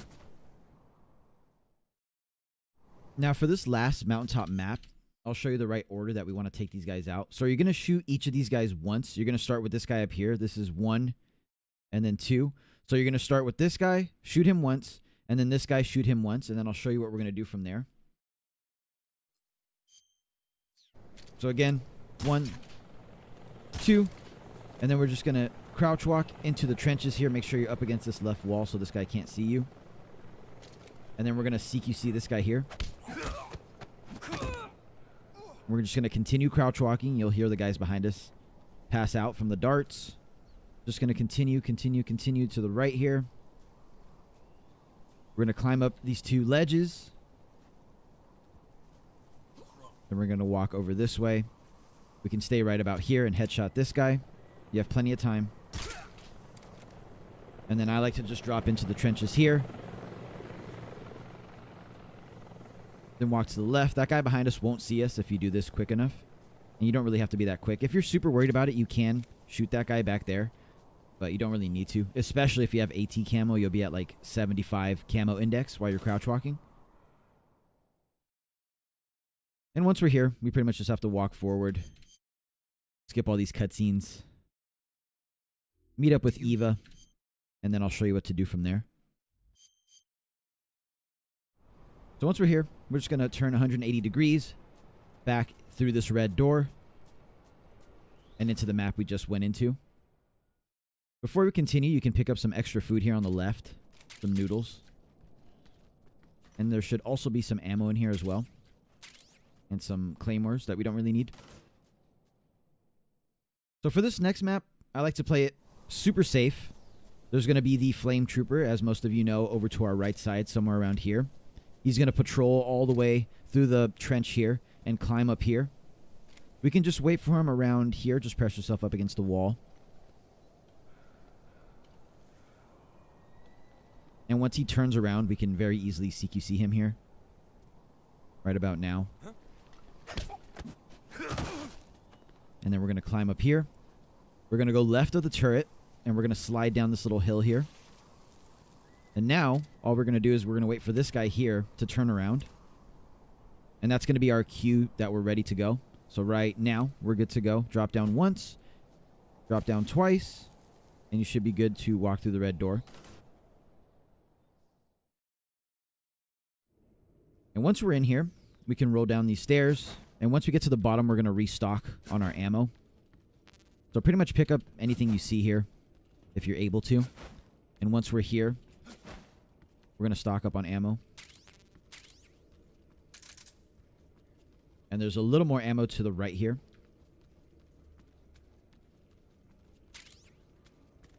Over this way. And then next up is the Fury fight. So make sure you put on your boss armor. Or boss camouflage. Then make your way over here. And drop down. And that's going to start the Fury fight. Now, as with all of these boss fights, I highly advise you to make a manual save. This part of the game is where I messed up. I must have been killed or something happened and I had to continue the game. And when I continued, I didn't realize that I was playing off of a continue. And so I had to restart my Foxhound run back at the Fury. And luckily, I had a manual save here. So that's why I highly advise you all to make a save here if you can. So we're going to skip that. And then we're immediately going to save.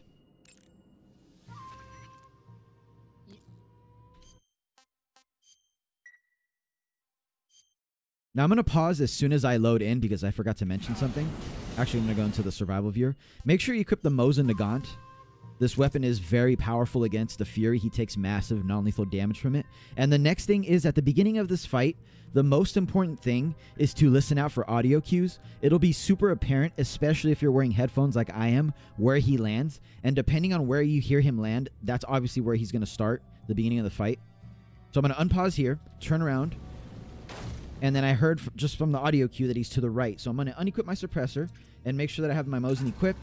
Then I'm going to run over here to the left and start aiming to the right. There he is. I shot him once. He's quick, so be careful. There he is again. And keep listening for the audio cues. You'll be able to tell where he's at, where he lands. There he is. 1, 2, 3. Now you'll notice that his health bar at the top is darkened. That means he's invulnerable for now. So there's no point in shooting him. There, now we can shoot him again. 1, 2, 3. I like to stay out here and bait him. And then I move when I see the little exclamation mark above his head. Watch his health bar. And then you can shoot him once again. I was a little too slow there.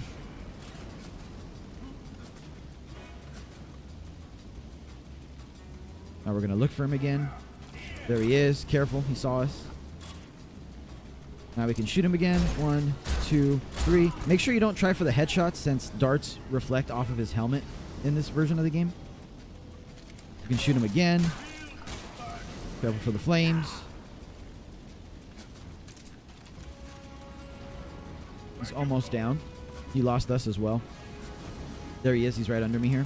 1, 2, 3. Now we're going to watch the flames.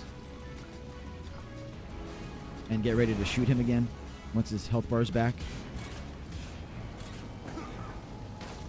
You can also equip the box to extinguish these flames. He's to my left. I heard him land. There he is. 2. And then I have to switch to my Mark 22 now. I'm going to wait here to bait him. Oh, get ready for his health bar to turn white. Boom.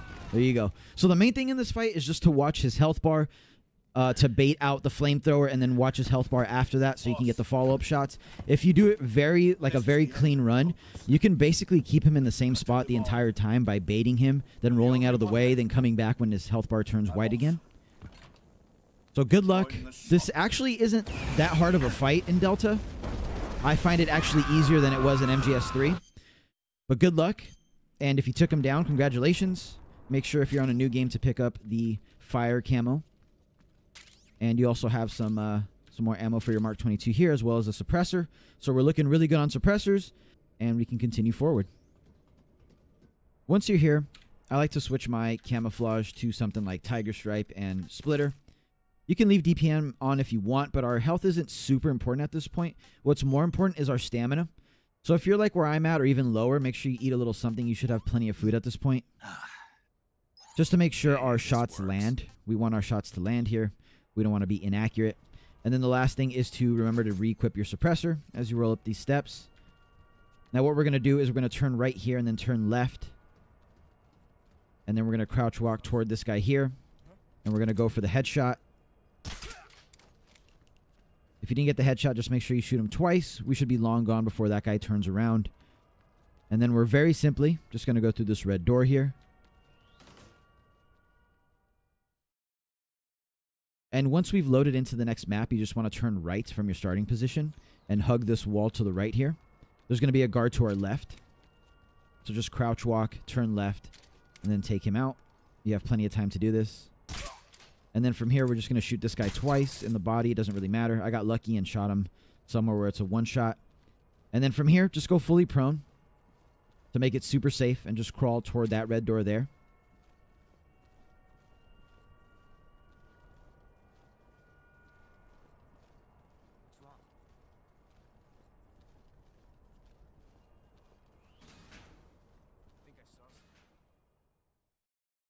So once we load into this map here, I'm going to try to be quick with photo mode.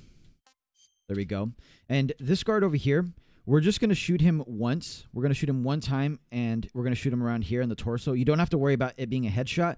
We just have to make sure that we shoot him before he gets to this sort of corner here where we lose him, this part of the wall. So we have to be kind of quick, but not super quick, and I'll show you what to do after that. So go into first-person view and shoot him there.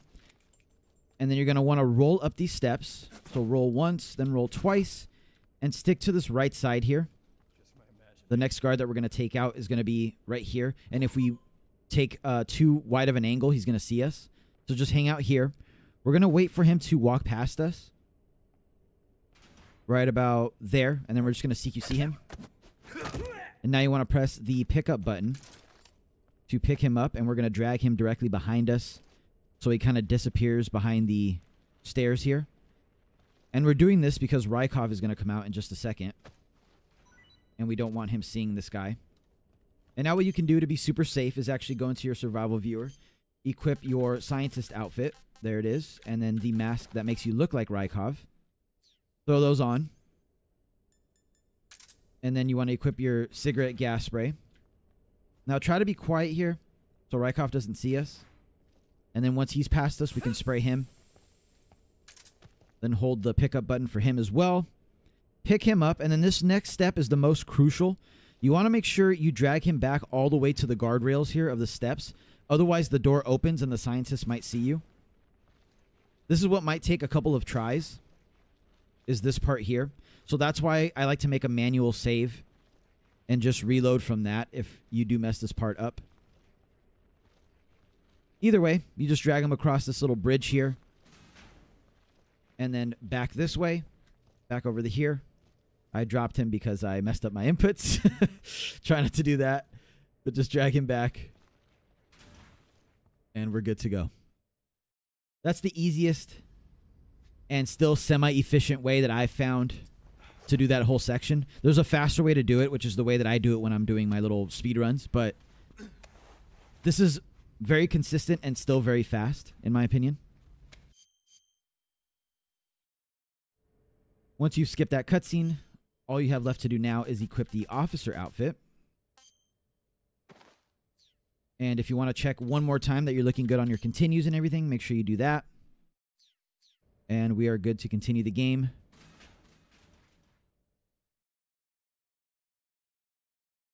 We're just going to turn right here. Follow this long hallway down, then turn right and go into the door to our left. Now you can roll around to make it a little bit faster here, but in the next map beyond this door, make sure you do not do that or else you're going to alert the guards. So just run up to them like normal. And then you're going to get hit with a cutscene that we cannot skip. So you just have to watch this one play out. Now after you skip all these cutscenes, you're going to end up at the torture sequence. The game's going to prompt you to save. I usually don't save here. I save when we spawn in our prison cell.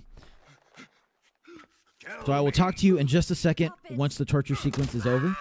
Congratulations on surviving Volgin's torture.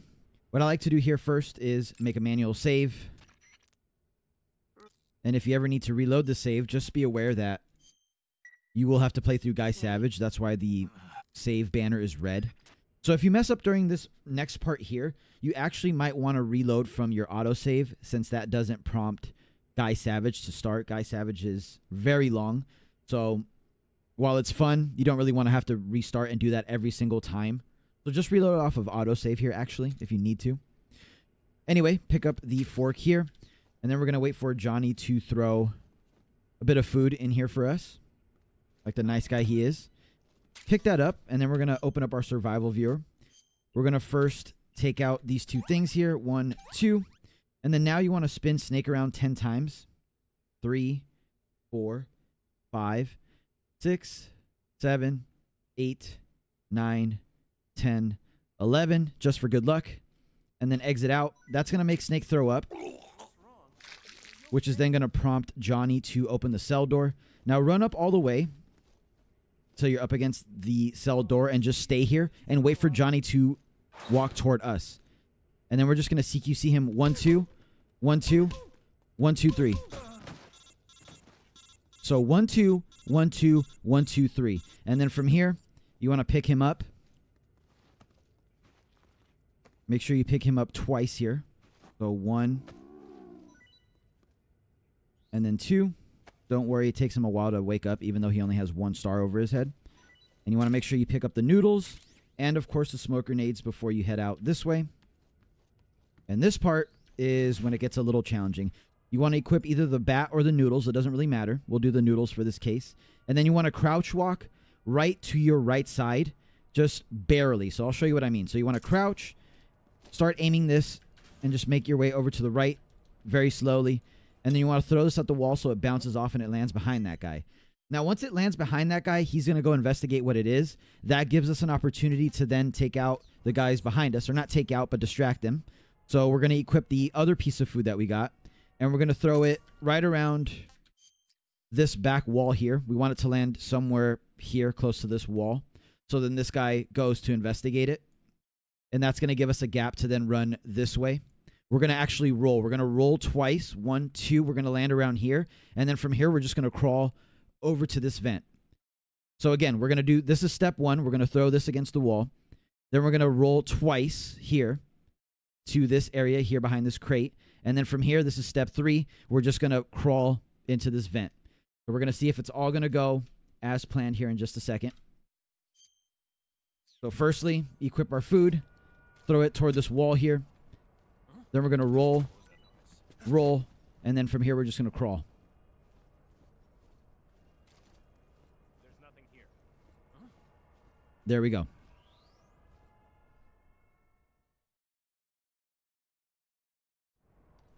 Now, this next map, there's really nothing going on. All we have to do is just run past here. Make sure you're hugging this left wall. And then go through the red door. So the first thing we want to do when we load into this next map is make sure we have our smoke grenades equipped that we got from Johnny. Then we're going to turn right in between this car and the wall here. And we're going to run through the searchlight. And we are going to position ourselves right here. As you can see, there's two weeds growing out of the ground here, out of the concrete. We want to position ourselves right here in between them. What we want to do, though, is be crouched once we get here. And once we're crouched here, we're going to throw a grenade to this first enemy that you can't see because he's off screen. But let me run to the position and show you. So we're going to position ourselves right here, and we're going to be crouched. Now, next step is going to be to throw a grenade from where we're at here over to this guy. And we're going to wait until it actually explodes and goes off and creates a smoke screen that shields us from this guy. So that's the very important step, is to wait until it actually goes off, and then we're protected. Once that happens, we're going to run forward slightly to around here. And we're going to throw our next grenade just past this thing here. So it lands right here. Now, there's another enemy off screen over here. But this grenade, that second grenade that we're tossing, is going to create a little smoke screen for us there. And then I'll show you what to do from there. So again, we're going to throw smoke here first. Wait till it goes off. We're going to run to this next point here. And then we're going to throw our second grenade. So I'll show you how it looks in just a second here. So first grenade, straight toward this guy as far as you can. Wait till it goes off. We're going to walk forward a little bit and throw our next grenade. We're going to wait till that goes off. Now here, this is the last step. What you want to do is once you reach this thing, once you're parallel to this thing here, Snake is right up against it, to the side of it, you want to throw another grenade underhand so it goes past these barricades here. So it lands like right around here. Right past where we threw this grenade, you want to throw another one. That's going to smoke us from, or it's going to smoke screen us from this guy here, because this first smoke is starting to wear off already. So this second one is going to shield us from this guy. This guy is, we don't even have to worry about him because he's, you know, he's disabled by the first or the second smoke that we threw. So I'm going to show you how it looks in just a second. We're going to unpause, and I'm going to throw the next grenade just past the other one. And as you can see, that's going to shield me from that other guy. We don't really have to worry about the dog here. Just dive roll. Then crouch walk. And then go back into prone to get under that last pipe and to make your way into the sewers.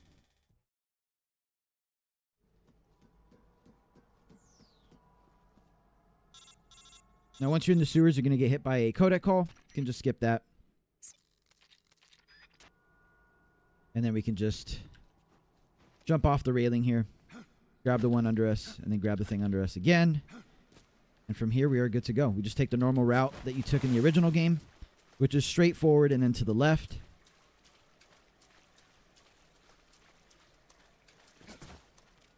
Crawl under these little spaces here. Then go to your right. And then go to your right again and crawl under this one. Then we're going to roll across to that staircase there. And we're going to go all the way to the far end to the right there. So don't take this first one. We're going to crawl once we get here. Then we're going to go to our left. And then make another left under this crawl space here. And then we're going to roll off of the ledge. And we are good to go now. Just keep going forward.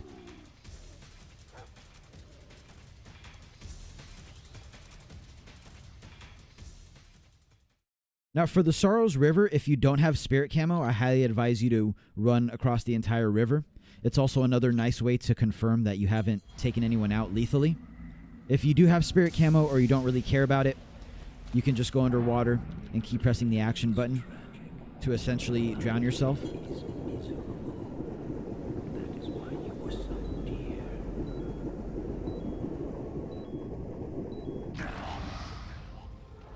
And from the game over screen, make sure you do not press continue.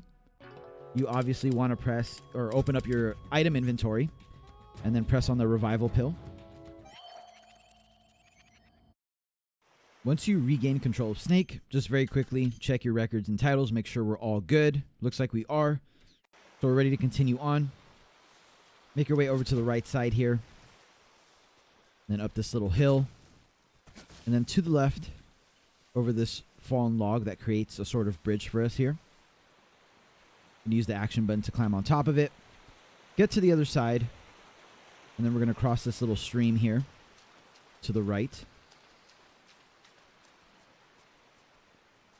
And then to the left here toward the waterfall. And behind that waterfall is Eva with all of our stuff. So take this little path to the right here. And we can finally meet up with Eva and get all our stuff back.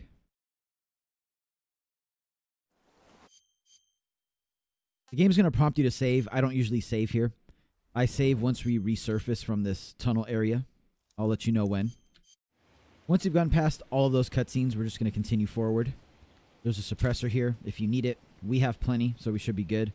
Don't worry about rearranging your bags just yet. I'll show you when I like to do that.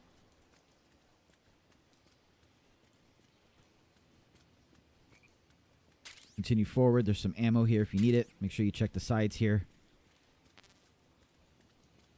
And now there's a very important item at the end of this hallway here, or this tunnel. You want to pick up the cardboard box here. It's very important. We're going to use that to fast travel. And then once you get into this room, this is when I like to rearrange my bags with what we're going to use going forward. So you can make sure your knife is unequipped and your fork. I like to equip the Mark 22. The 1911, you can unequip the single action army. Equip both the SVD and the Mosin. You can unequip your smokes now and equip the C3. We're going to use that in just a second. For your items, make sure your cardboard box B that you just picked up is equipped. And you're ready to go.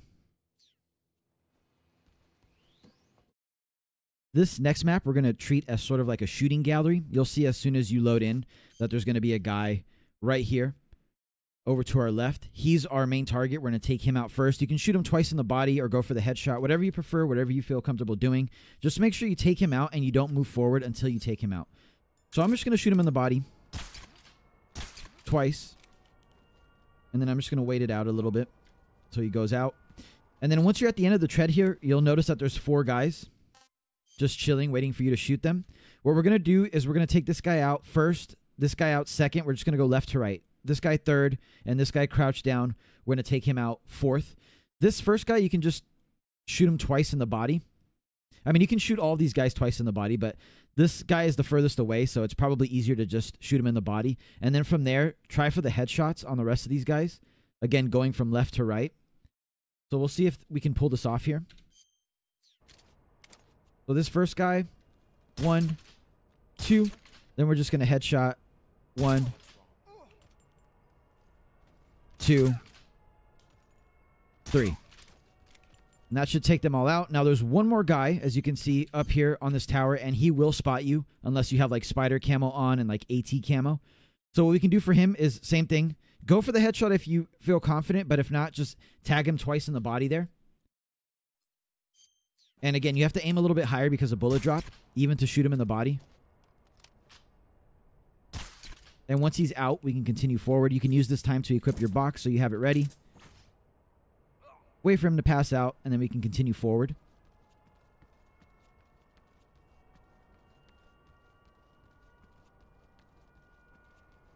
And our target is that truck there. That's why we equip the box. So we're just going to roll into the truck once we get there and equip cardboard box B. Make sure it's B that you have equipped. And that is going to fast travel us right where we need to go.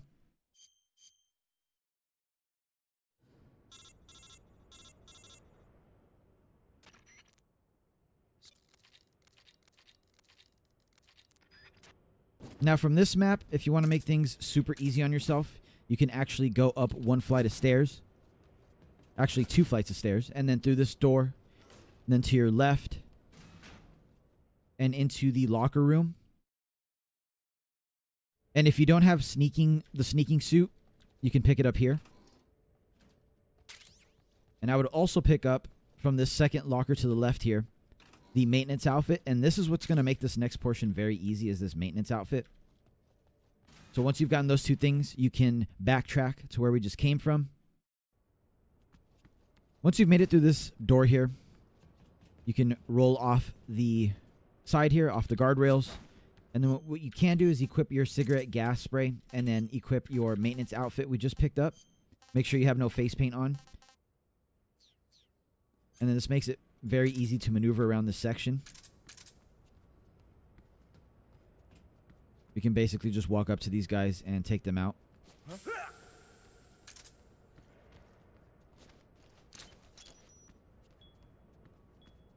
Now you want to run around this way so this other maintenance worker doesn't see you. Then you can roll off of this here. That guy will see you, but it's fine.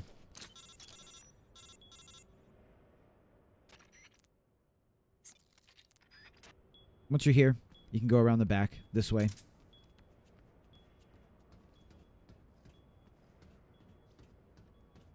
Make sure you plant this next one behind here. And then make your way up the steps.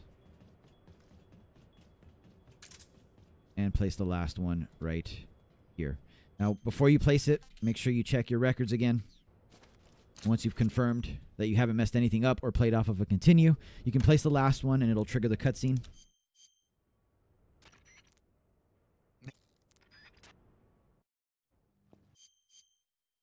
The game will prompt you to save. I wouldn't really save. You can save as soon as we do a few things here. During the last great war. So now what you want to do is obviously take off your maintenance outfit since you can't CQC with it on. Put on your new sneaking suit that you just got. I'm going to wear it now instead of Oscam since it is a little better. And from here, like I said, save once you've done that.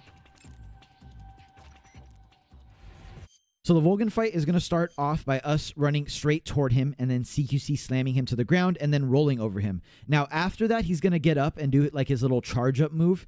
We're going to try to get behind him and shoot him with either the Mosin or the Mark 22, depending on which one you have ammo for. And after that, we're just going to, for this first phase, we're just going to CQC slam him, let him get up, and then actually shoot him in the back. And shout out to Resigned, one of our community members, another awesome player at this game, actually showed me this strategy that's much more efficient than just rolling over him. So I'm going to show you how this fight is going to play out for the first phase. Once again, we're just going to run straight toward him and CQC slam him. And then only this time we're going to roll over him. So once he's getting up here, I don't have any Mosin rounds, but you can pick up some ammunition for your Mark 22. Make sure the suppressor is off. So this is the little animation that I was talking about where he just like is charging up. You can shoot him 4 times here. And then once you do that, make sure you put your gun away. And here he's going to try to use this bolt attack. You're going to run around it and slam him. Now, don't roll over him here. Let him get up, and you're just going to shoot him 4 times in the back once he gets up. 1, 2, 3, 4. Now, put your gun away, and you're going to dodge the next move here. He's going to charge me, and then he's going to try to kick me so you can slam him again. And then you can shoot him in the back. Now, don't be afraid when he charges you like that. You actually want him to do that. This attack is lethal, so make sure you just keep running to the side there. Get behind him and then CQC him. Now we're going to wait for him to get back up, and we're going to do the same thing. We're going to shoot him 4 times. 1, 2, 3, 4. That's going to bring us to phase 2. One of the most dangerous attacks is that attack where he shoots bullets at you. Now for phase 2, he's going to start off with his like 360 bullet spam attack. All you have to do to dodge that is crawl. So I'll show you here. Just crawl on the ground. Make sure your gun is put away. And then you can even CQC slam him if you get the opening here. Now be careful, he's going to try to kick you, so CQC counter again. Throw him on the ground. This fight is all about getting those counters down. When you see him electrified like this on the ground, that means you cannot shoot him in the back like we've been doing. So just be aware of that. You won't always be able to shoot him if you see him electrified like he is here. That means he has like a shield here, and we won't be able to shoot him. So just keep that in mind. So I'm not even going to try. I'm just going to chill here and wait to see what he does next. He's charging me, so I'm going to counter. I'm going to counter again. And now since he doesn't have his electric shield, we can wait for him to get up and shoot him 4 times. 1, 2, 3, 4. Then put your gun away and wait for him to do his next attack. So for this attack, we just need to roll over the electricity on the ground. Just keep going back and forth until it's over. He's charging me. He's going to charge me again. Wait till he gets close. Counter him. Then counter him again. And then we're just going to wait for him to get up. He has his shield up, so we can't shoot him in the back. We're just going to hang out and see what he does. He's going to charge us again. He's going to attack us, so get ready to counter again. No shield this time, so we can't shoot him in the back. 1, 2. Oh, we got to dodge this. Dodge this by going fully prone here. We're a little too slow with the shot. Now, when he jumps back like that, make sure you roll over to him and get behind him. He's doing his bullet attack here. And after that's over, we can CQC him. He has his shield up, so we can't use any follow-up attacks. Just get ready for his next attack. He's charging up. Try to get behind him so you can get some free shots in. Put your gun away. He missed his CQC or his attack, so we can CQC him. He's got his shield up, so we cannot shoot him. Let's see what he does next. Oh, we have to go fully prone here. Careful. He's charging. We're going to counter him. And counter him again. No shield, so get ready to shoot him. Almost down. Just get ready for his next attack here. He's going to charge. Counter. Counter again. And we can roll over him to end the fight. So this fight, believe it or not, gave me so many issues the first night. And even this wasn't the cleanest encounter that I've had with him. But the main thing is, don't be scared to counter him when he charges you. A lot of people are scared and just like run to the side when he does that. Don't. Just stand your ground and CQC counter him. And then for the other attacks, you just have to learn how to counter them or dodge them. For example, the 360 sort of like bullet spam. All you have to do is crawl on the ground and it won't hit you. Stuff like that. You just have to, you know, kind of put in the reps to learn his attacks and how to counter them. But if you've gotten through it, congratulations. You've taken him down. And we are now ready for the bike chase sequences with Eva. So what I would advise is to, first of all, save here.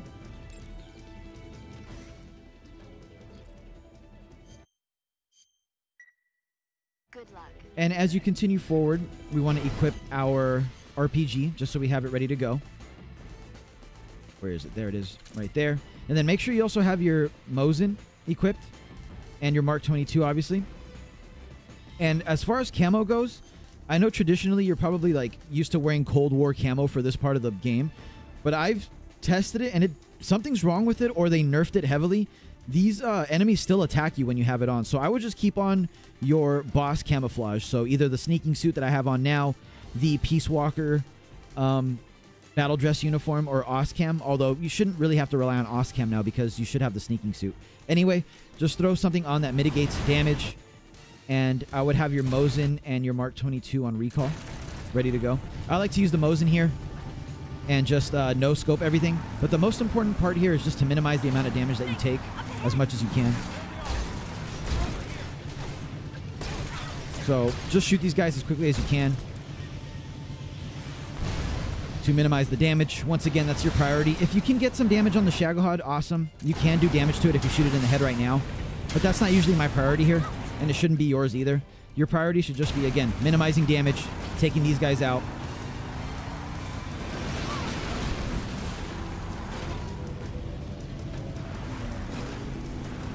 There's going to be another guy appearing to the left here that you can take out right now. And then another one here. And then a bunch more as we continue around this crate here.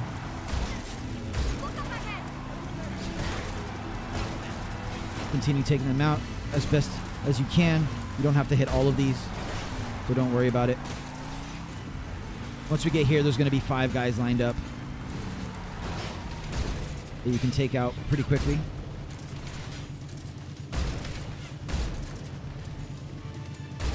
So there was the 2 guys down there, and then 3 guys on the window there. There's actually still a guy there. And you want to make sure you're doing all of this non-lethally, because these will count as kills if you use the RPG against these guys. Once you've cleared all those guys out, you can technically do some damage to the Shagohod if you want. Just be careful if you shoot into these tanks or into the Shagohod itself when it's close, like right here. It might do damage to you, so don't shoot it when it's this close. It's not super important to do any damage, like I mentioned, so. There's also a limit to how much damage you can do during these sections.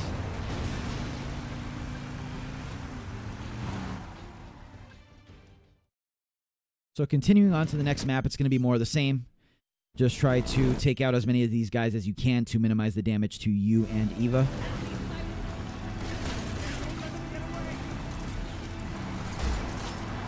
My performance went kind of crazy there in the game. My frames.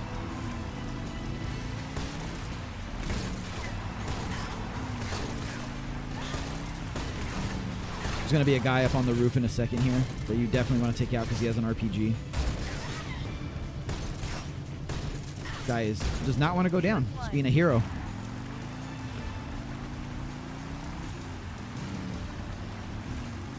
This is probably the toughest part in the game in terms of performance. It's like this and the pain.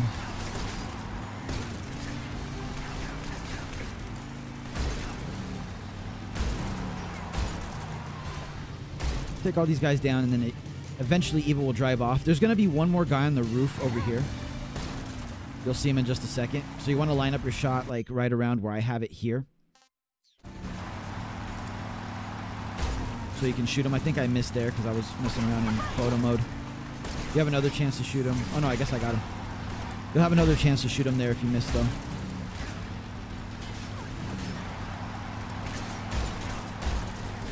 This is the part where you can potentially take a ton of damage if you don't take these guys out. I'm about half health. I think I'll be fine. But if you want to restart there, just make sure that you either restart from autosave, or if you're not confident in what I just did there, make sure you're saving at every single new map for these bike chases. I've done this a million times, so I'm kind of not too worried about it that I'm going to die or anything. So, the name of the game here is just learning how to tactical reload and be accurate with your shots. And the cool thing about the Peace Walker the Peace Walker battle suit is that not only does it provide as much or more protection than the sneaking suit that I'm wearing now, it also doubles your recovery rate of your life just inherently by wearing it. So that is definitely the play for this section and pretty much every single other boss fight, is that Peace Walker suit. It's actually amazing.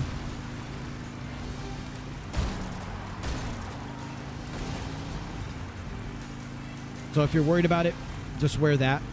The only negative about wearing that camouflage or that suit is that it nerfs your speed pretty significantly. But since we're on a motorcycle with Eva, or we're on a sidecar with Eva, it doesn't really matter if we're slower because it's not going to slow down the motorcycle or anything, you know? So there's really no point in not using that Peace Walker suit right now.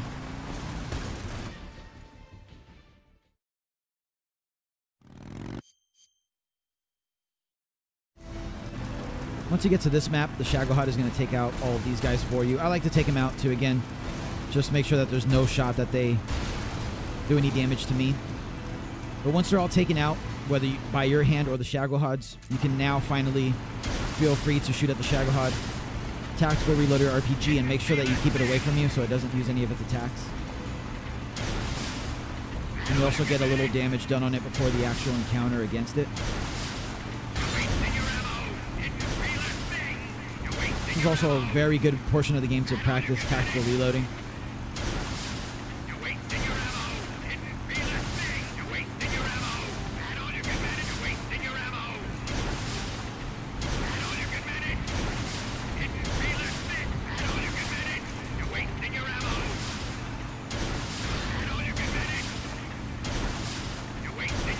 Most important thing here is, yes, doing a little bit of damage, but also just keeping it away from you and Eva. That's why we're spamming rocket shots into it right now, so it doesn't get close and use its missiles or any of that stuff.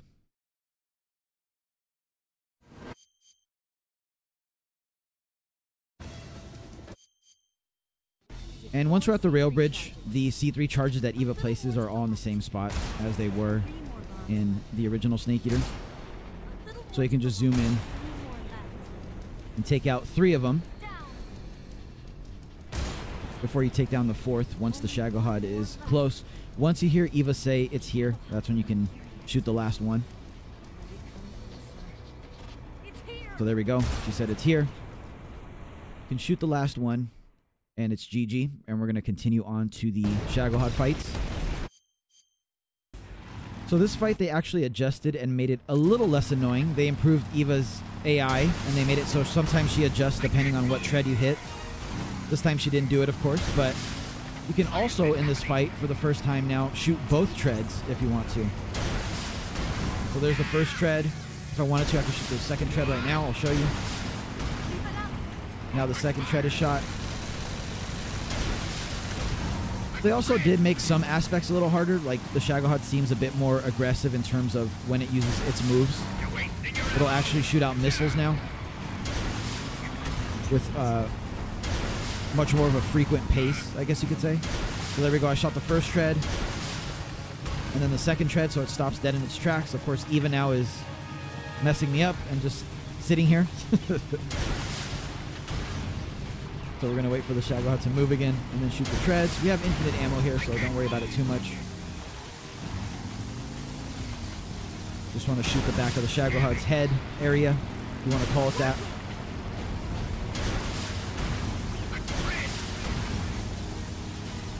There we go, I got both treads shot now.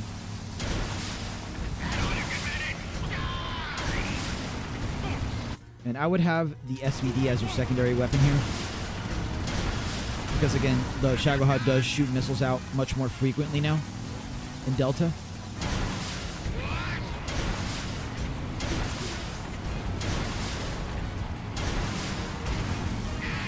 But just continue shooting treads, continue shooting it in the back of its head area. So there go the missiles. Just equip your SVD and shoot them down. It's very easy.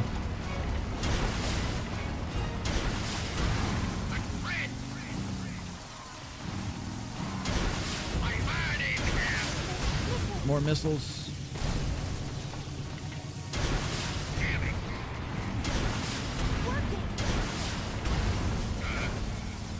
And eventually, we'll get this thing down.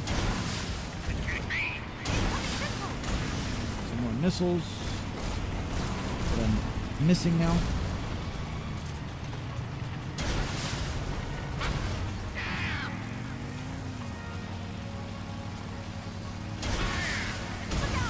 We have missiles coming, but he's almost down, so I'm just going to risk it here. Oh, guess I shouldn't have done that.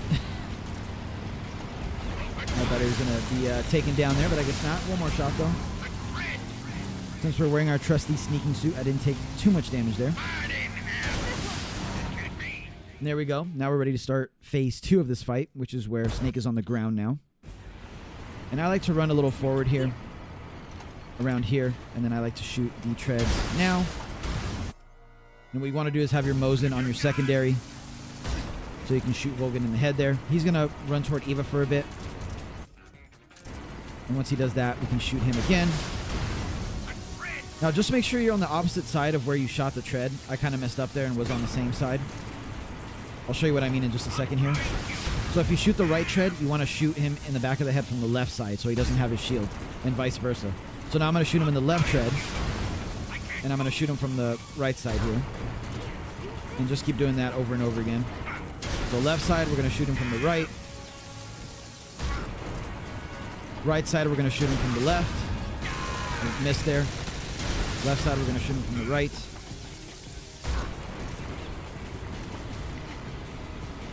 Right side, we're going to shoot him from the left now.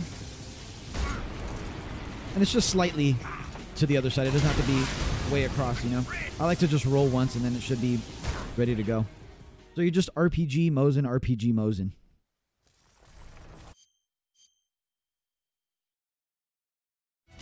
And now once you've done that, I would very quickly check to make sure you're good. No continues, no alerts, no kills. Once you've confirmed that, then we're ready to do some more on-rails bike chase sequences with Eva.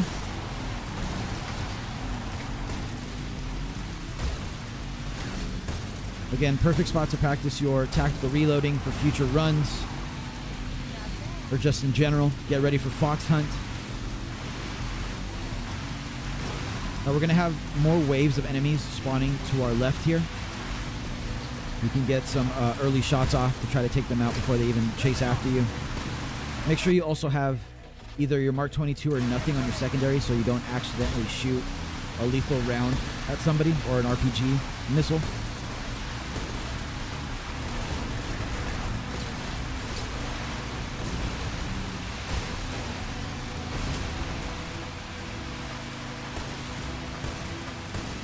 Now we're going to have more guys over here. In just a second. Once you go through this tunnel, there's going to be a little watchtower. You can get your aim ready to go. Zoomed in. Make sure you're not zoomed all the way. So you can snipe this guy. Right around this corner here. So he's up there in the tower. I'm missing him today. It's alright. It's not a huge deal if you miss. Alright, I guess I got him.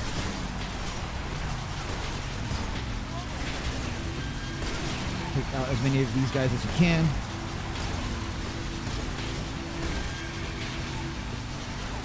You don't have to get all of them. Again, just minimize the damage. There's going to be a few more guys here at this little barricade. You can take them out as best as you can. And then we're going to continue to the next map here. And this is where it gets kind of annoying because we have the flying enemies, the flying drone enemies. Well, not drones, I guess, but it's the guys on these floating platforms. Hovercrafts. And these guys, as you can see, are kind of annoying to shoot. So make sure you still have your boss camo on, your damage mitigation camouflage. And if you get unlucky like I did there, they'll crash into a tree next to you and do a little bit of damage.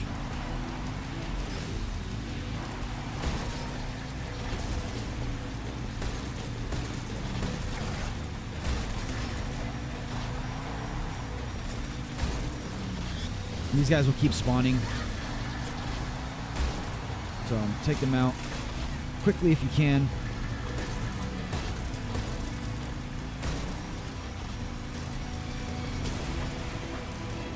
Eventually, Eva will tell you about a log in our path here that we have to take out for her. So we're going to have to switch to the RPG for just a second. Make sure you save at the beginning of the stage here in case you have to reload. So I'll show you where I like to aim. Just aim on this hill to the left and you'll hit the log every time. And then re-equip your Mosin and your Mark 22 to make sure you don't accidentally shoot your RPG at these guys. That would be very bad to have to do this over again. It's a very annoying section of the game. And we are on to the next map now. This is all aim. There's not really any like strategy to it. You just have to be decent with your tactical reloading and your aim.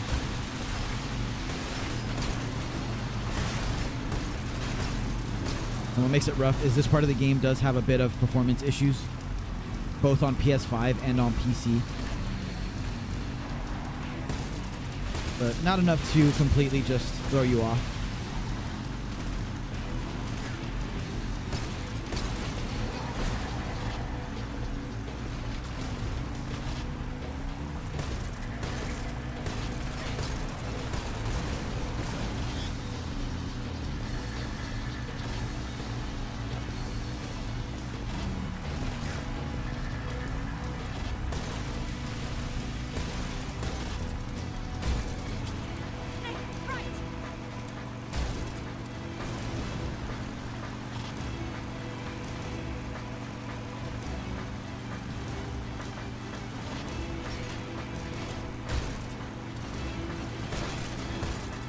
Almost at the end here.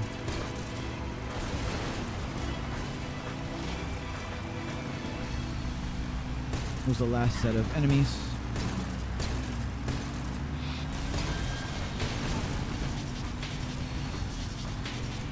Here comes the jump. And then we're going to jump here. All that time. And we are done with the bike chase sequences now. What do you think of that?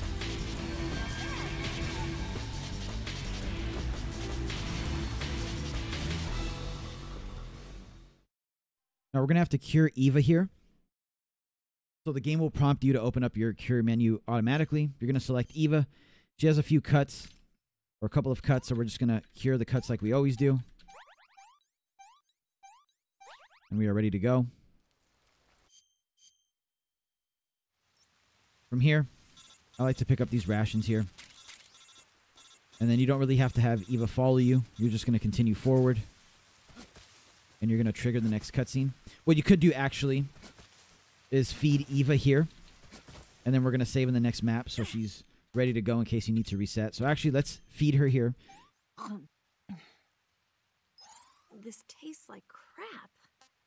And once she's well fed, now we can continue forward and we don't have to worry about feeding her at the beginning of the next map, which is when we're actually getting chased. So just make your way down here.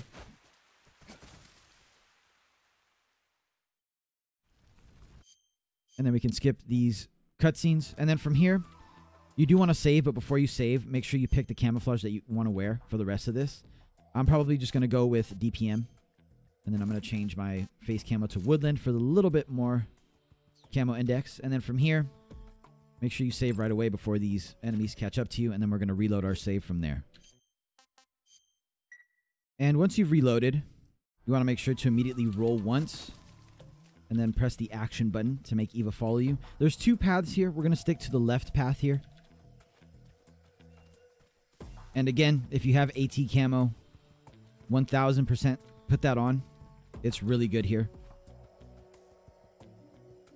Just to minimize any sort of chance that the enemies will spot us. I like to stop at pretty much every tree stump here. And make sure that Eva's still following us.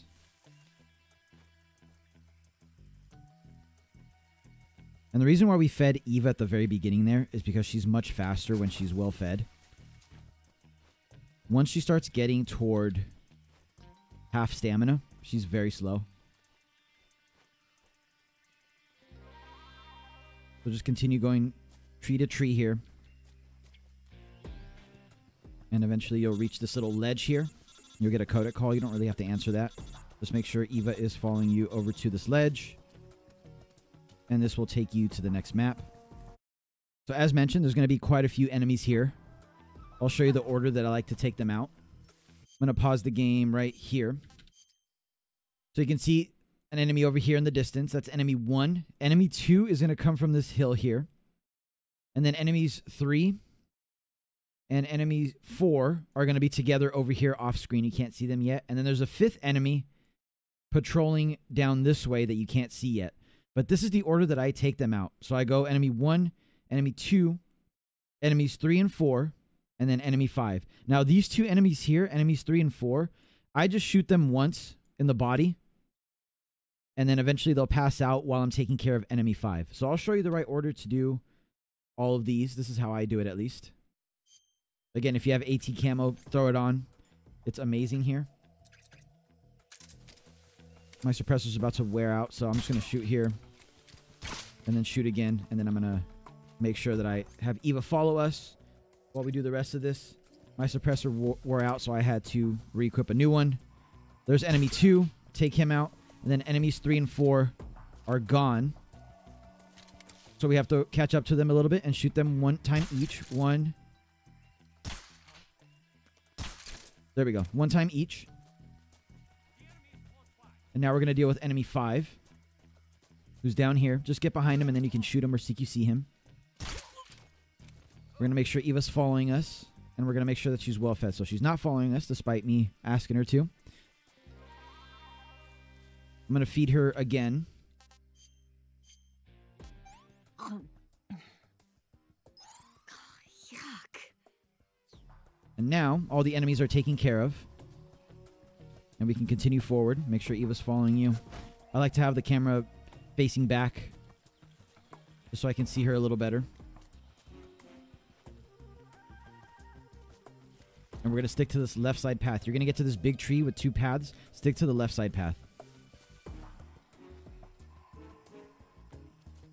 Give Eva a moment to catch up. And we're just going to go tree by tree here. So you're going to ask her to follow you here, here, and at the last tree.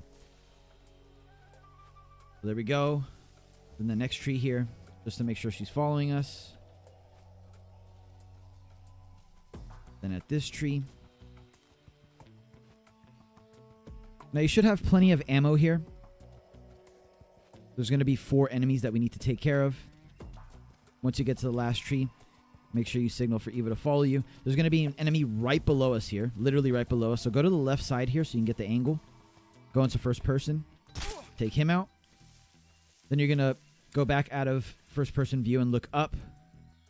There's going to be another enemy here. Aim high above his head, and that'll take him out. That's going to spook this guy. It's going to make him run away. He's going to hide back here. So while he's doing that, just shoot at the ground here. And that's going to scare this guy. He's going to run over to this tree. And we're just going to pop him in the head here. Or just shoot him twice, actually. You don't really have to worry about hitting him in the head. He's going to go down in a second. And that's going to give us enough time, or give this guy enough time to reset his position here. There he goes. He's going to crouch down. And just let him reset there. And you can shoot him in the head or shoot him twice in the body. Make sure you call Eva and roll down. And then wait here. This is really important. When Eva jumps down, she stops. So you have to make sure you call her again. And once you've confirmed that you have, just stick to the left side here toward Gakko. And our next ledge leading to the boss is right here.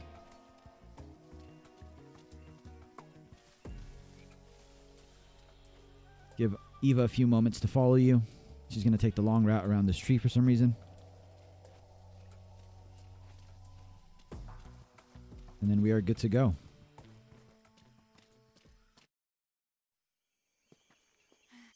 Now, as most of you already know, the fight with the boss is a little different this time around. It's not as easy as listening for Snake's grunts or the whooshing sound like it used to be. You actually have to wait for the game to slow down just a little bit. It's almost like reflex mode. But the thing is, on Extreme and Euro Extreme, the window is tiny. So you have to be ready for it. Now, I'm going to save at the beginning of this fight, but I'm going to counter her once. Because she's too fast and she doesn't let me save before she actually attacks me. The other thing is, after I counter her, I'm going to switch my camouflage and then save. So we're going to waste a little time. I'm going to counter her here. And then now, just to be super safe, I'm going to switch my camouflage to my boss camouflage, which for me is the sneaking suit from MGS3. And then I'm going to switch to Splitter just because it looks cooler. Then I'm going to save. So open up your quick codec, go to save, and then save the game. And now I'm going to reload from that save so I have my armor on. My boss camouflage. So we're going to load from that manual save. And now we can fight. So again, what you're waiting for here is the slow motion. So right now. And you have to be quick. There's no other way to do this fight, really, to cheese it. And I think it's worth learning how to do it. Now, after you CQC slam her down, you could either roll over her for extra stamina damage, or what I like to do is shoot her 3 times with the Mosin.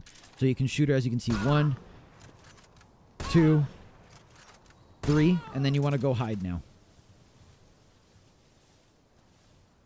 Brace yourself. She's going to run after us. Get ready to counter here. There it goes. Shoot her 3 times again. Hide behind the tree. Make sure you always have a tree between you and her when she gets back up.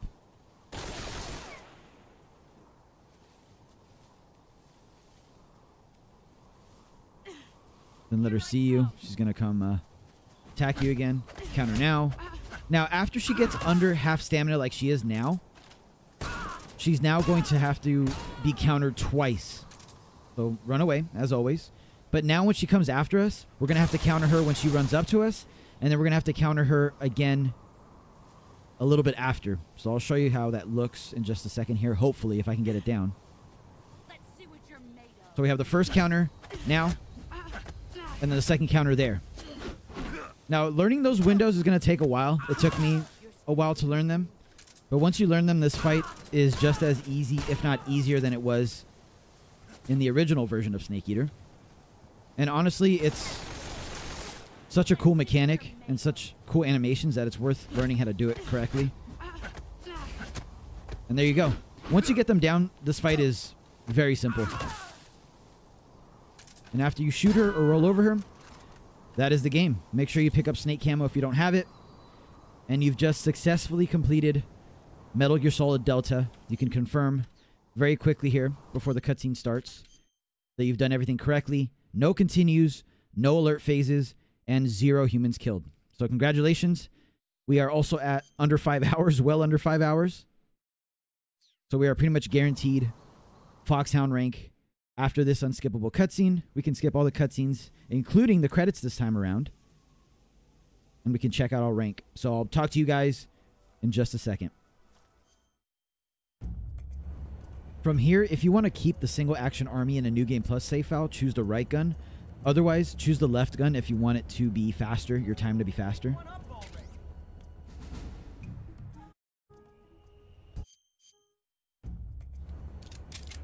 The reason why the left gun is faster is because that's the one that has the round in it, and you can obviously shoot faster than Ocelot is shooting there. As you can see, he takes forever to try the next round. I don't usually save here when the game prompts you to. It'll give you another option at the very end once you skip all of this, once you've completed the game, to save your completed save file, and that's when I save. But as mentioned, you can also skip the credits this time, and Ocelot's little speech at the very end of the game. So there's the credits, skip. There's Ocelot's speech, skip. And now is the moment of truth. There it is. Foxhound rank on European Extreme or Extreme. Just under 2 hours for myself. As long as you got it under 5 hours, congratulations on your Foxhound rank. I hope I was able to help at least a little bit. Sorry for taking forever to get this video out, but there was a lot that I had to do when Delta released. But here we are. Congratulations on your Foxhound rank. I hope you had fun, and I will see you all in the next video.